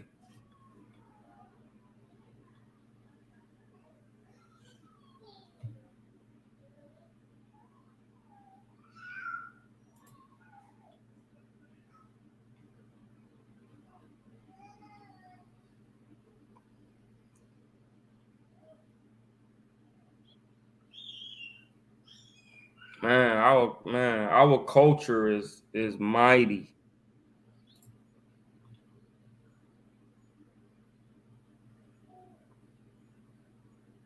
Right, and you know, if Esau made it look like that, it had to have been like 30 times better than that. You know? That's right. If it's Esau doing it, you know, Jake did it up. They did a mighty work. Let's sit on that. All right, let me read this last verse. Verse 13. I gotta start back at 12. Concerning this house which thou art in building, right? If thou wilt walk in my statutes and execute my judgments and keep all my commandments to walk in them, then will I perform my word with thee, which I spake unto David thy father, and I will dwell among the children of Israel and will not forsake my people Israel. Man. All praises. Verse 14. So Solomon built the house and finished it. Finito, right? Hey, man, it's beautiful, man. It's a beautiful thing that we're going into. Now we're about to go into the spiritual side of this, right? We're gonna go to Matthew, chapter 12 and verse number 35. Let's bring it out. Matthew 12 and 35. Let's go. This is the book of Matthew, chapter 12 and verse number 35. A good man out of the good treasure of the heart bringeth forth good things, and an evil man out of the evil treasure bringeth forth evil things. So you have to watch and be circumspect of the treasures that you're bringing forward, man, right? Because your treasures are weighed right in the kingdom if it's worth it or not. Like the bricks that's being laid was already hewn and shaped on the outside of the tabernacle, but then you had to walk these bricks in one by one. That's why Solomon tell you what, pay attention to the ant, O sluggard, thou sluggard, right? Why? Because an ant brings things to the anthill one by one. When you look at an anthill, right, it's not just a big glob of dirt that just went there. No, they bring one speck of dirt at a time, boom, to build up an anthill. Boom, boom, boom. Same way with Solomon's court, right, and Solomon's temple. But go ahead, King. Reading on. Verse 36. But I say unto you that every idle word that men shall speak, they shall give account thereof in the day of judgment. Right, because you got to go through the fire to be purified, to be part of this kingdom, to be part of the tabernacle, right? So, but your brick have to be able to be under a certain amount of temperature or heat, right, to be able to be placed on the temple, right? Because if you crack under pressure, that brick is not worthy. That stone is not worthy of the kingdom, right? So that's why we go into so much trials and tribulations and get so much affliction, is because when we get into the kingdom, he want to know that this golden brick, because these bricks is not going to be stone like they used to be. These going to be golden bricks that the tabernacle is made of. And you're one of those golden bricks, man, one of those golden stones. Right? Come on, reading on. Verse 37. For by thy words thou shalt be justified, and by thy words thou shalt be condemned. So by your word, you're going to be tried, man. By your words, right? You either going to be burned up like wood or purified like gold. That's right. And on another note, man, you can either have your words, right, what you speak, and the what you put your hand to the plow to do, your daily life and your works, you're either going to be justified and be looked at as clean, or it's going to be something to destroy you, man.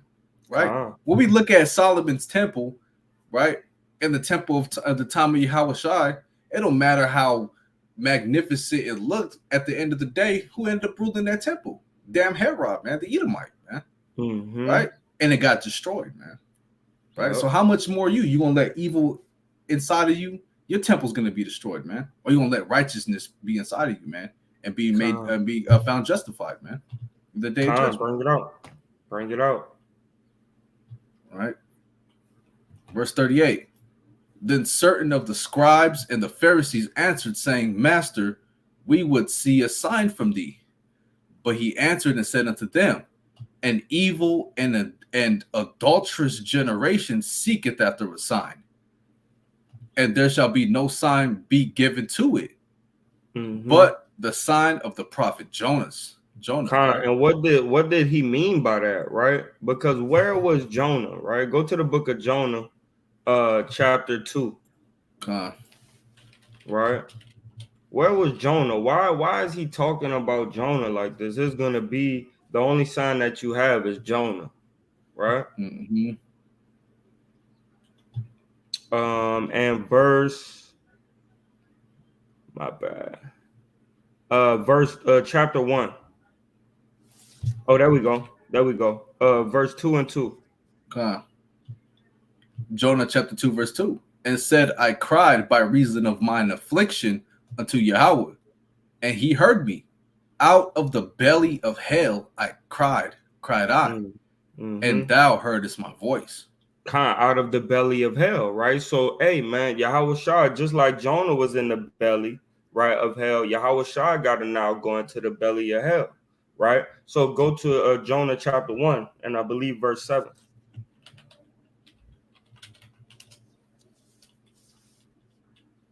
Verse 7. And they said, every one to his fellow, come and let us cast lots, that we may know for whose cause this evil is upon us. So they cast lots, and the lot fell upon Jonah. So they kind of rolled the dice. Who is this? Let's talk about this. Let's conversate about this and see why these evil is coming upon us, man. Right? That's hey, look, man, that's what the scribes and Pharisees was kind of the evil one. That's what they was talking about. Why are we gonna let him? We good with the Romans. Why are we gonna let him come and throw a monkey wrench, right, in our treaty that we got with the Romans, right? Same way they was looking at Jonah, right? Why when Jonah come around, all this temperance and all this wind and all these things is going down, right? Go ahead. Verse 8. Then said they unto him, tell us, we pray thee, for whose cause this evil is upon us. What is thine occupation, and whence comest do you do, man? Right, go ahead. And whence comest thou? What is thy country, and of what people art thou? And he said unto them, I am an Hebrew, and I fear Yahweh, the God, the power of heaven, which hath made the sea and the dry land. Read on. Then were the men exceedingly afraid, and said unto him, why hast thou done this? For the men knew that he fled from the presence of Yahweh, because he had told them. Then say they unto him, what shall we do unto thee, that the sea may be calm unto us? For the sea wrought and was tempestuous. So now what happened, man? Just like with Yahweh Shai, our nation started to go against Yahweh Shai, and the sea, right, which men are known as water and seas, right, and as winds, right, things started to transpire where people was going against Yahweh Shai, man, on a higher level, right? Same way as Jonah, right? Jonah came through and they're like, hey, man, you the reason why all this is happening, right? Before you came, everything was chill, right? Same way with Yahweh Shai, things was chill. They was still looking for the Messiah to come, right? But it was kind of chill, though. It was lackadaisical, right? But then once the apostles, the disciples, and Yahweh Shai came on the scene, they flipped the world upside down, man. And the mixed multitude in the testimonies, the healings and all of that stuff was going on. He was flipping it up, man. Man, they were turning that thing upside down, man. Right? So read on, and then we're going to drop down to 16. Verse 12. And he said unto them, take me up and cast me forth into the sea, so shall the sea be calm unto you. For I know that for my sake this great tempest is upon you. Yeah, man. Let me go ahead and handle that, man. Because that's what Yahweh Shai did. He went ahead and handled that, man. Right? All our lives was leading towards death and sin. Right? But Yahweh Shai came, we threw him in the water, right? We made him a sacrifice, right? And Yahweh Shai has now wiped our slate clean, right?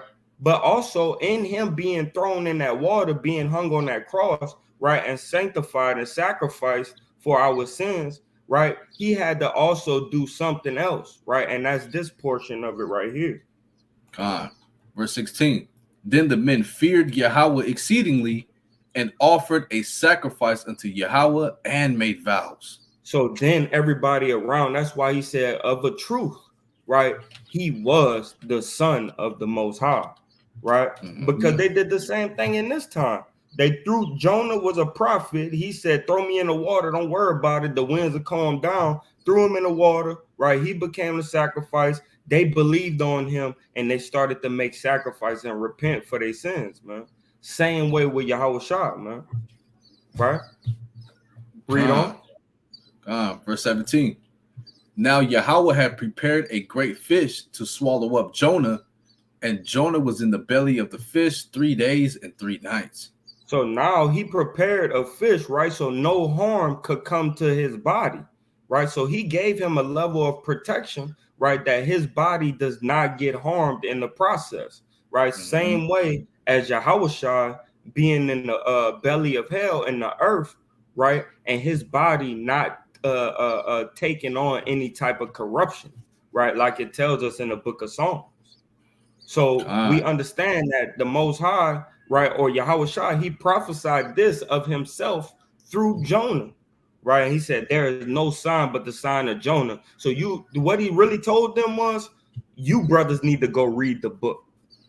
You brothers need to go study Jonah. Go study Jonah, and then you'll figure out the spiritual meaning of why I'm here, right? And the scribes and a lot of the scribes and Pharisees, they still ain't go study Jonah. They just was like, what is he think? This dude is talking crazy. Why Jonah? Right? Go ahead, King. Khan. That's right. Go back to Matthew. Yeah, I thought you had something. It looked like you was looking up some stuff. Yeah. I do want to tap in on that. So look, man, when they realized Jonah and what he was and what he came to do and all of these things, and they realized it was him, they cast him into the sea, right? The sea was waving, it's roaring, right? All hell's breaking loose, man. But then what happened after that, man? They repented, right? They made vows to the Most High, and everything got calm for a time, man. That's the same thing like Cap was just saying, man, is what happened with Yahushua. Right, the temple came down, broke down. We went into captivity. We went to affliction, and all of this, all hell breaking loose. And now, guess what, man? 2024, man, it's calm right now, man. So calm that our people want to be content in this world, not realizing that the vows that they should have made, right, of the keeping of the commandments they should have done, right. At the end of the day, guess what? That tsunami is coming back, man. Right, the waves is getting ready to crash forth, and you're gonna be like a hypocrite in the ship in the storm. Swing to and fro, crashing, man, because you didn't keep your vessel safe, man. You didn't keep your vessel built up enough. Now you're gonna sink in this time coming, man. If you're not making them vows and keeping the commandments of the Most High, right? I want to put some precepts up real quick. Cause then he'll prepare a fish, right, to swallow you up and for you to be safe, man. Talking about the chariots. That's right. This is Luke chapter 21. In verse 23, I'll start at 22.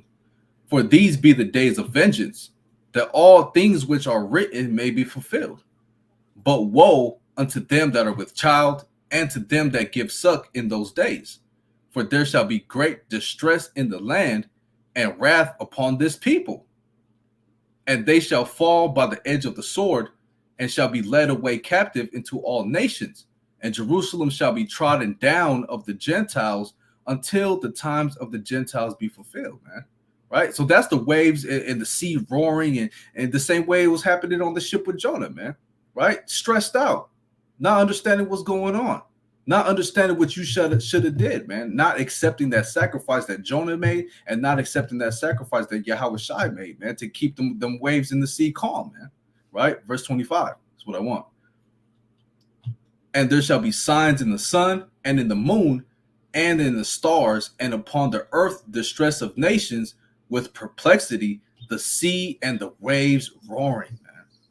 Right? So you should have took advantage of the time of these calm waters, man, where you could have had a smooth sail into the kingdom, man.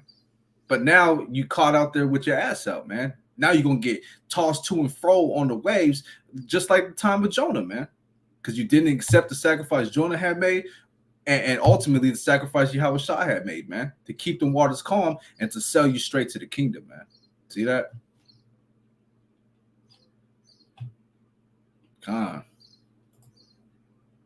Let's go. Going back to Matthew now.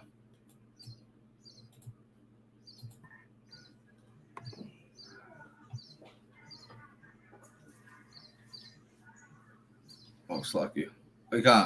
40 again. I'll say 39 again. But he answered and said unto them, an evil and adulterous generation seeketh after a sign, and there shall be no sign be given to it, but the sign of the prophet Jonas. Right? That's the sign. That's the ultimate sign, man. You have to have deep understanding of what that means, man. Right? Luke 21:25 says, perplexity of nations, distress, war, nation against nation, and sea and waves roaring, man. For as Jonas was 3 days and 3 nights in the whale's belly, so shall the Son of Man be 3 days and 3 nights in the heart of the earth. Man. Verse 41. The men of Nineveh shall rise in judgment with this generation and shall condemn it, because they repented at the preaching of Jonas, and behold, a greater than Jonas is here. So that goes into what I was going in on. These people of Nineveh, right, that Jonas was sent to go prophesy to, most of them was Israelites, right, that was going against the commandments of God, right? That's why they did what? They repented and they vowed vows and made sacrifices unto Yahweh. Why? Because Jonah was sent there to make these Israelites repent. Yahushua was sent, right, to Jerusalem, Judea, right, and Galilee, and these different cities, right, to do what? To make them repent, right? That way they could have that family unit with the Most High Yahushua once again. Right, so a greater than Jonas is here, man. So that's why in Acts, right, chapter 2, we see that we was, hey, look, man, we was repenting out of all nations, right? Not just one nation. Out of all nations, we started to repent. Why? Because Yahushua is a greater than Jonas. That's deep right there. That's right. Verse 42. The queen of the south shall rise up in judgment with this generation, and shall condemn it. For she came from the uttermost parts of the earth to hear the wisdom of Solomon, and behold, a greater than Solomon is here. And now we kind of built like the woman, like the queen, man. Right? Coming back to listen to the ways of Solomon, man. Right? To the wisdom of Solomon. So we could be one again with Yahweh Bashem Yahushua, like I said. So now we like the queen. We come into the book. We seeking out the wisdom. We come and bring sacrifices and oils and sweet mirth and gold, right, and different things like that. Israel is now looked at like the Queen of Sheba, man, the Queen Sheba, right? Because we are now bringing these offerings, man, to get this wisdom, man. That's the offering of what? Prayer, fasting, camaraderie and brotherhood, sisterhood, right? Alms, charity, thanksgiving, right? We starting to bring these things so we could obtain the wisdom of Solomon. Coming back from all areas of the earth where we're scattered, right? And we're all making that spiritual journey, that spiritual trek, right? To go and see where this wisdom lieth at, man. Right? No matter if it's over, if wisdom is in one place, guess where we going, man? Right? We're gonna walk for 400 miles, man, through the spirit to get that wisdom, just like the Queen of Sheba did, man. You know? That's right. The wisdom of Yahushua, man. And that walk to get to the wisdom, man, is the scriptures, man. Just like the tilling of the ground, man. You have to actually open it up and go walk with Yahweh Bashem Yahushua, right, to get that and gain that wisdom, man. I'm gonna give a quick precept. Proverbs chapter 4, right, and verse number 25. Right. Let thine eyes look right on, and let thine eyelids look straight before thee. Ponder the path of thy feet, and let all thy ways be established. Established in what, man? This truth, right? This knowledge, this wisdom, this understanding, the instructions of the Most High. Ponder and wonder about where you're going, man. Don't just give it out and be careless in this world of where you. I'm just gonna go there. I don't know where life is gonna take me. It is what it. No, man. The Most High gave you a path to set your feet upon, man. Right? Verse 27. Turn not to the right hand, nor to the left. Remove thy foot from evil. Right? And another quick precept to add on top of that. right? The classic. I got one too. Right. So what did it say again? It said, "Remove thy foot from evil, man." So watch this. Mm-hmm. Right. If you do evil, evil's going to come upon you. But guess what? Right. Ecclesiasticus 33:1 says, "There shall no evil happen unto him that feareth the Lord. But in temptation, even again, he will deliver him. A wise man hateth not the law." Meaning what? Instructions, man. Right? To set yourself on that right course, to seek that wisdom, man. For the one that's greater than Solomon, Yahweh Shai. But he that is a hypocrite therein is as a ship in a storm. Right? You tell your camp or whoever's on the ship with you, right? We're gonna set this course, but then you change your mind 10 minutes later. Okay, we going that way? Nah, I think we should go that way. I think land's that way. Nah, I kind of, I'm gonna scratch my head. You know what? I think it's that way. No, man, you're not following the directions of the map. Oh, I don't need that map, man. I know how to go. I'm captain of these seas, man. And what's gonna happen, man? You're gonna be swaying to and fro. You're going left, you're going right, and you're gonna crash in that shit, man. Right? You're being a hypocrite. And a hypocrite therein is like what? A ship in a storm, man. See that? That one never gets old. Turn not to the right hand or to the left. Go ahead, King. You got it. Ephesians chapter 4. And verse number Salakia, let me find it. And verse number 21, I believe. Hold on. Nuh-uh. 20? Yeah, I think so. Nuh-uh. All right, let's go to Galatians. Go to Galatians. Right. I found this one through the Spirit while you was talking. Chapter 4 and verse 19. It's Galatians 4:19. My little children, of whom I travail in birth again until Hamashiach be formed in you.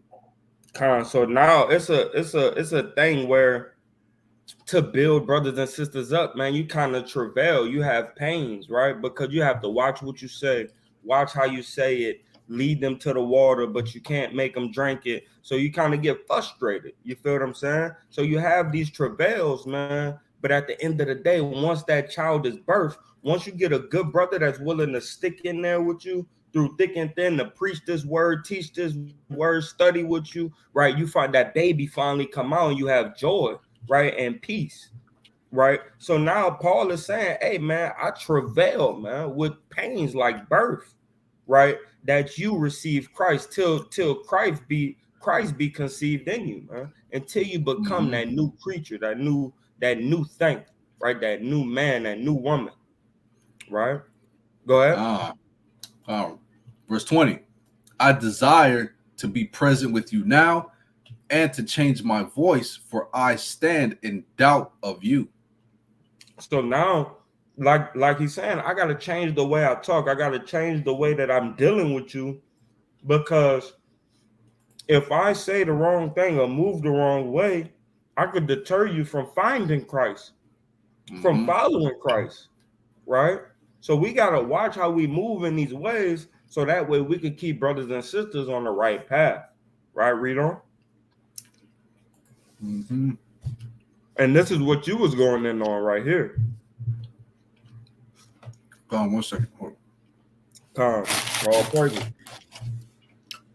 Verse 21. Look, this is how you know brothers is grubbing on camera. This is how you know we working, man. The good work, man. We ain't even taking a full break. You feel what I'm saying? We really love y'all, man, and we always want to be here for y'all, right? In spirit and in truth. Go ahead. And not only that, I can see the love that the viewers have, because these 5 viewers been sticking it in with us all this time, staying on that shit, man. Right? All praises to the Most High. All right, for your beautiful beloved family, man. All praises. Verse 21. Tell me, ye that desire to be under the law, do ye not hear the law? Do you not understand the law? Right? Go ahead. For it is written that Abraham had 2 sons, Mm-hmm. the one by a bondmaid and the other by a free woman. Mm-hmm. But he who was of the bondwoman was born after the flesh. Mm-hmm. But he of the free woman was by promise. Oh man, that's Romans 9. And that right there, bro. Right? That right there, man. The one that was under the promise, Abraham had to go through affliction, right, to be able to give that brother that promise, man. Because the affliction is now the son that I love, right? The son that the Most High said is the chosen. I have to now offer him up as a sacrifice, right? So now I got to go through affliction so my son could receive this promise. And you told me, Yahweh, that this seed, right? This seed is where my descendants is gonna come from. My heirs is gonna come from this seed. But you telling me to kill him, right? How much faith you have to have that even if I kill him right now, you'll bring him back some type of way, and my seed will still be in Isaac. That had to have been a conflict of interest in Abraham's mind, right? But through that affliction, the promise then came to Jacob, and the promise came to Israel, right? But it takes affliction, right, to get in any type of covenant, right? That's why we had to go through the Red Sea. That's why we had to get stricken by the Pharaoh, right, in chapter 11, right? It's because affliction brings covenant redemption, right? God, and that's how you know we're not because we in the midst of moving into the new covenant, right? This whole we in the new covenant right now doctrine is not there, right? Because there's still a lot of purging and sacrifices and affliction that Jake and Eve still need to go through, man, to make it to that covenant, man. You know, just to throw that in there. We're only in the igniting of the new covenant. That's why Christ came back to initiate, so that we have the beginning of it, right? But in it fully, nah, not at all. Right. I want to yell on that. We could go back. Come on. It's lucky. Matthew 12 and verse number 43. When the unclean spirit is gone out of a man, he walketh through dry places seeking rest and findeth none. Then he saith, I will return into my house from whence I came out. And when he is come, he findeth it empty, swept, and garnished. So you got to clean up your temple, man. That way the Most High could dwell within you, right? That's why go to 1 Corinthians chapter 3 and verse number 16. Rudimentary, right? Kindergarten scripture. But it means a lot, because when you have spirits on you, your tabernacle, your temple is dirty, right? But when you get rid of those evil spirits and you put righteous spirits in there, you have now swept and garnished, right, your house, which is your la'ab, your mind, right, where spirits are housed, right? So we get rid of the bad spirits and we clean it, and that's how we're acceptable unto the Most High. Read. Let me start at 13. This one's fire. Every man's work shall be made manifest, for the day shall declare it, because it shall be revealed by fire. Right? And like we was going into earlier, man, we're that shit'em wood, right? We need to cover ourselves with the value of these scriptures and the laws of the Most High to be tried by that fire and to what? Be able to withstand that fire, right? And the fire shall try every man's work of what sort it is, right? You building your work up on this earth, whether you're building your spiritual temple, which is your house. Are you easily quick to get burned, right? Or have you been through enough affliction and tried by the fire to be able to withstand something, man? Right? Or are you just a piece of paper that's easily quick to get lit on fire, man? Boom, vanish away, you know? or you that piece of gold that it's gonna take a lot to break you out the spirit, man. Right? Verse 14. If any man's work abide which he hath built thereupon, he shall receive a reward. Man, hold on. Quick precept real quick before. was it 33? Kind of spirit flowing. You understand? I would have been done with this at 2 hours, man, if it wasn't for you, man. Spirit going, man. Where 2 or 3 are gathered in my name, that's where I am in the midst.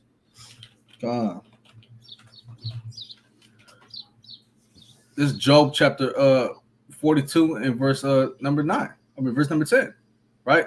And Yahweh turned the captivity of Job when he prayed for his friends. Also, Yahweh gave Job twice as much as he had before. Mm-hmm. Then he came there unto him, all his brethren and all his sisters, and all they that had been of his acquaintance before, and did eat bread with him in his house, and they bemoaned him, and comforted him over all the evil that Yahweh had brought upon him. Every man also gave him a piece of money, and everyone an earring of gold. Right? Man. So that's what happened to Job, man. Job was tested and tried, but guess what? His spirit was built up so much, man. He didn't get burnt up, man. He didn't let that affliction destroy him completely. He might have got afflicted and kind of went through the fire, kind of touched the stove, and he burned his finger and burnt his elbow on something, man. But guess what? Those wounds got healed, man. Why? Because he stayed in that faith, you know? So when we go back here, it says, if any man's work abide, which he hath built thereupon, he shall receive a reward. And that's what Job did, man. And that's what we need to do, right? Don't let these afflictions and these trials and tribulations take you out the truth, man, because at the end of the day, we going to get that reward, man, that the Most High has promised us. You just got to have that faith, right? Verse 15. Right. If any man's work shall be burned, he shall suffer loss, but he himself shall be saved, yet so as by fire. So that same fire that afflicted you, that same fire that destroyed and burnt everything that you've had, and you feel like you had nothing, man, that same fire is that's still those testing grounds that's going to get you that salvation, man. Right? See that? See how that works? Beautiful. That was verse 16. Verse 16. Know ye not, right? Don't you know that ye are the temple of Yahweh, and that the spirit of Yahweh dwelleth in you? So you, as being a single temple, right? Each of us are stones or pillars, or the gold that's covering the pillars, or each of us are different utensils inside of the body of the heavenly tabernacle, right? But each one of us is a tabernacle, right? So we have to make sure we have the menorah, we have the lamp, right? We have to make sure that we have the showbread, which is unleavened bread, right? Meaning that we don't dwell in our sins, right? We make sure that we operate on a spiritual level, right? Then we have to have the pillars and the beams to where we stand on, right? Then you got to have the sockets of silver, right? That the beams stand on as well to keep it hanging strong, right? That's why the scriptures tell us what, right? Go to 1 Corinthians, right? Chapter 15 and verse 58, right? The scriptures tell us something, man. Paul, one of the mightiest brothers I know, man. Right? Classic right here. Classic. 1 Corinthians 15 and 58. Therefore, my beloved brethren, be ye steadfast, unmovable, right? You can't be able to move side to side. That's the silver sockets on the bottom of the beam, right? Go ahead. Always abounding in the work of the Lord, for as much as if you slack in the work of the Lord, guess what? You're able to be tossed to and fro, man. Right? So you got to abound in the work of the Lord. That way you don't misplace any of the utensils that's in the kingdom, man. Right? Anything that needs to be of use, you don't misplace it, man, because you're abounding in the work of the Lord. Right? You take the work of the Lord seriously. Right? Go ahead. For as much as you know that your labor is not in vain of Yahweh while Yahweh Shai. And in Yahweh Shai, man, our labors are not in vain, man. Everything that we do, there's a tally marker, man. Right? You know those things we used to do, right? They go like this, right? Let's see, it go like this, and then boom, and they go like that, right? That's what we got going on in the kingdom now, right? Mm-hmm. And he's just adding them up. Boom, yep, got it. Boom, yep, got it. Boom, yep. And guess what? As much as you do and you get these tally marks, right? He could also erase them and take them away. I was just about to say that part. Just put a big old red X over that. Yeah, that ain't. He don't need that no more. That ain't it. You know what I mean? He messed that up, right? Yep. She messed that up. God. But Khan, that's it. That's it, man. We all done, man. The water Yahweh, man. The water Yahweh Shah, right? Call all Yahweh Bashim Yahweh Shah, man. God, man. About to hit camp in a couple hours and keep doing it work, man. All praises. Dang, two viewers come back in on the end, man. The water y'all for hanging in there, man. Appreciate y'all for everything. Right. Lord willing, this was edifying, right? Definitely wasn't straight to the point, but we had a lot of edification going on in this thing, man. Good spiritual healing, spiritual food, and we're spiritual beings, so we need to be built up in the spirit, and that's what we did today. By Hashem Yahweh Shah. God, we low key matching today. I got the red shirt on too. With the same chain, you understand me, right? All but praises. Man, with that, man, we say shalom. Shalom, y'all.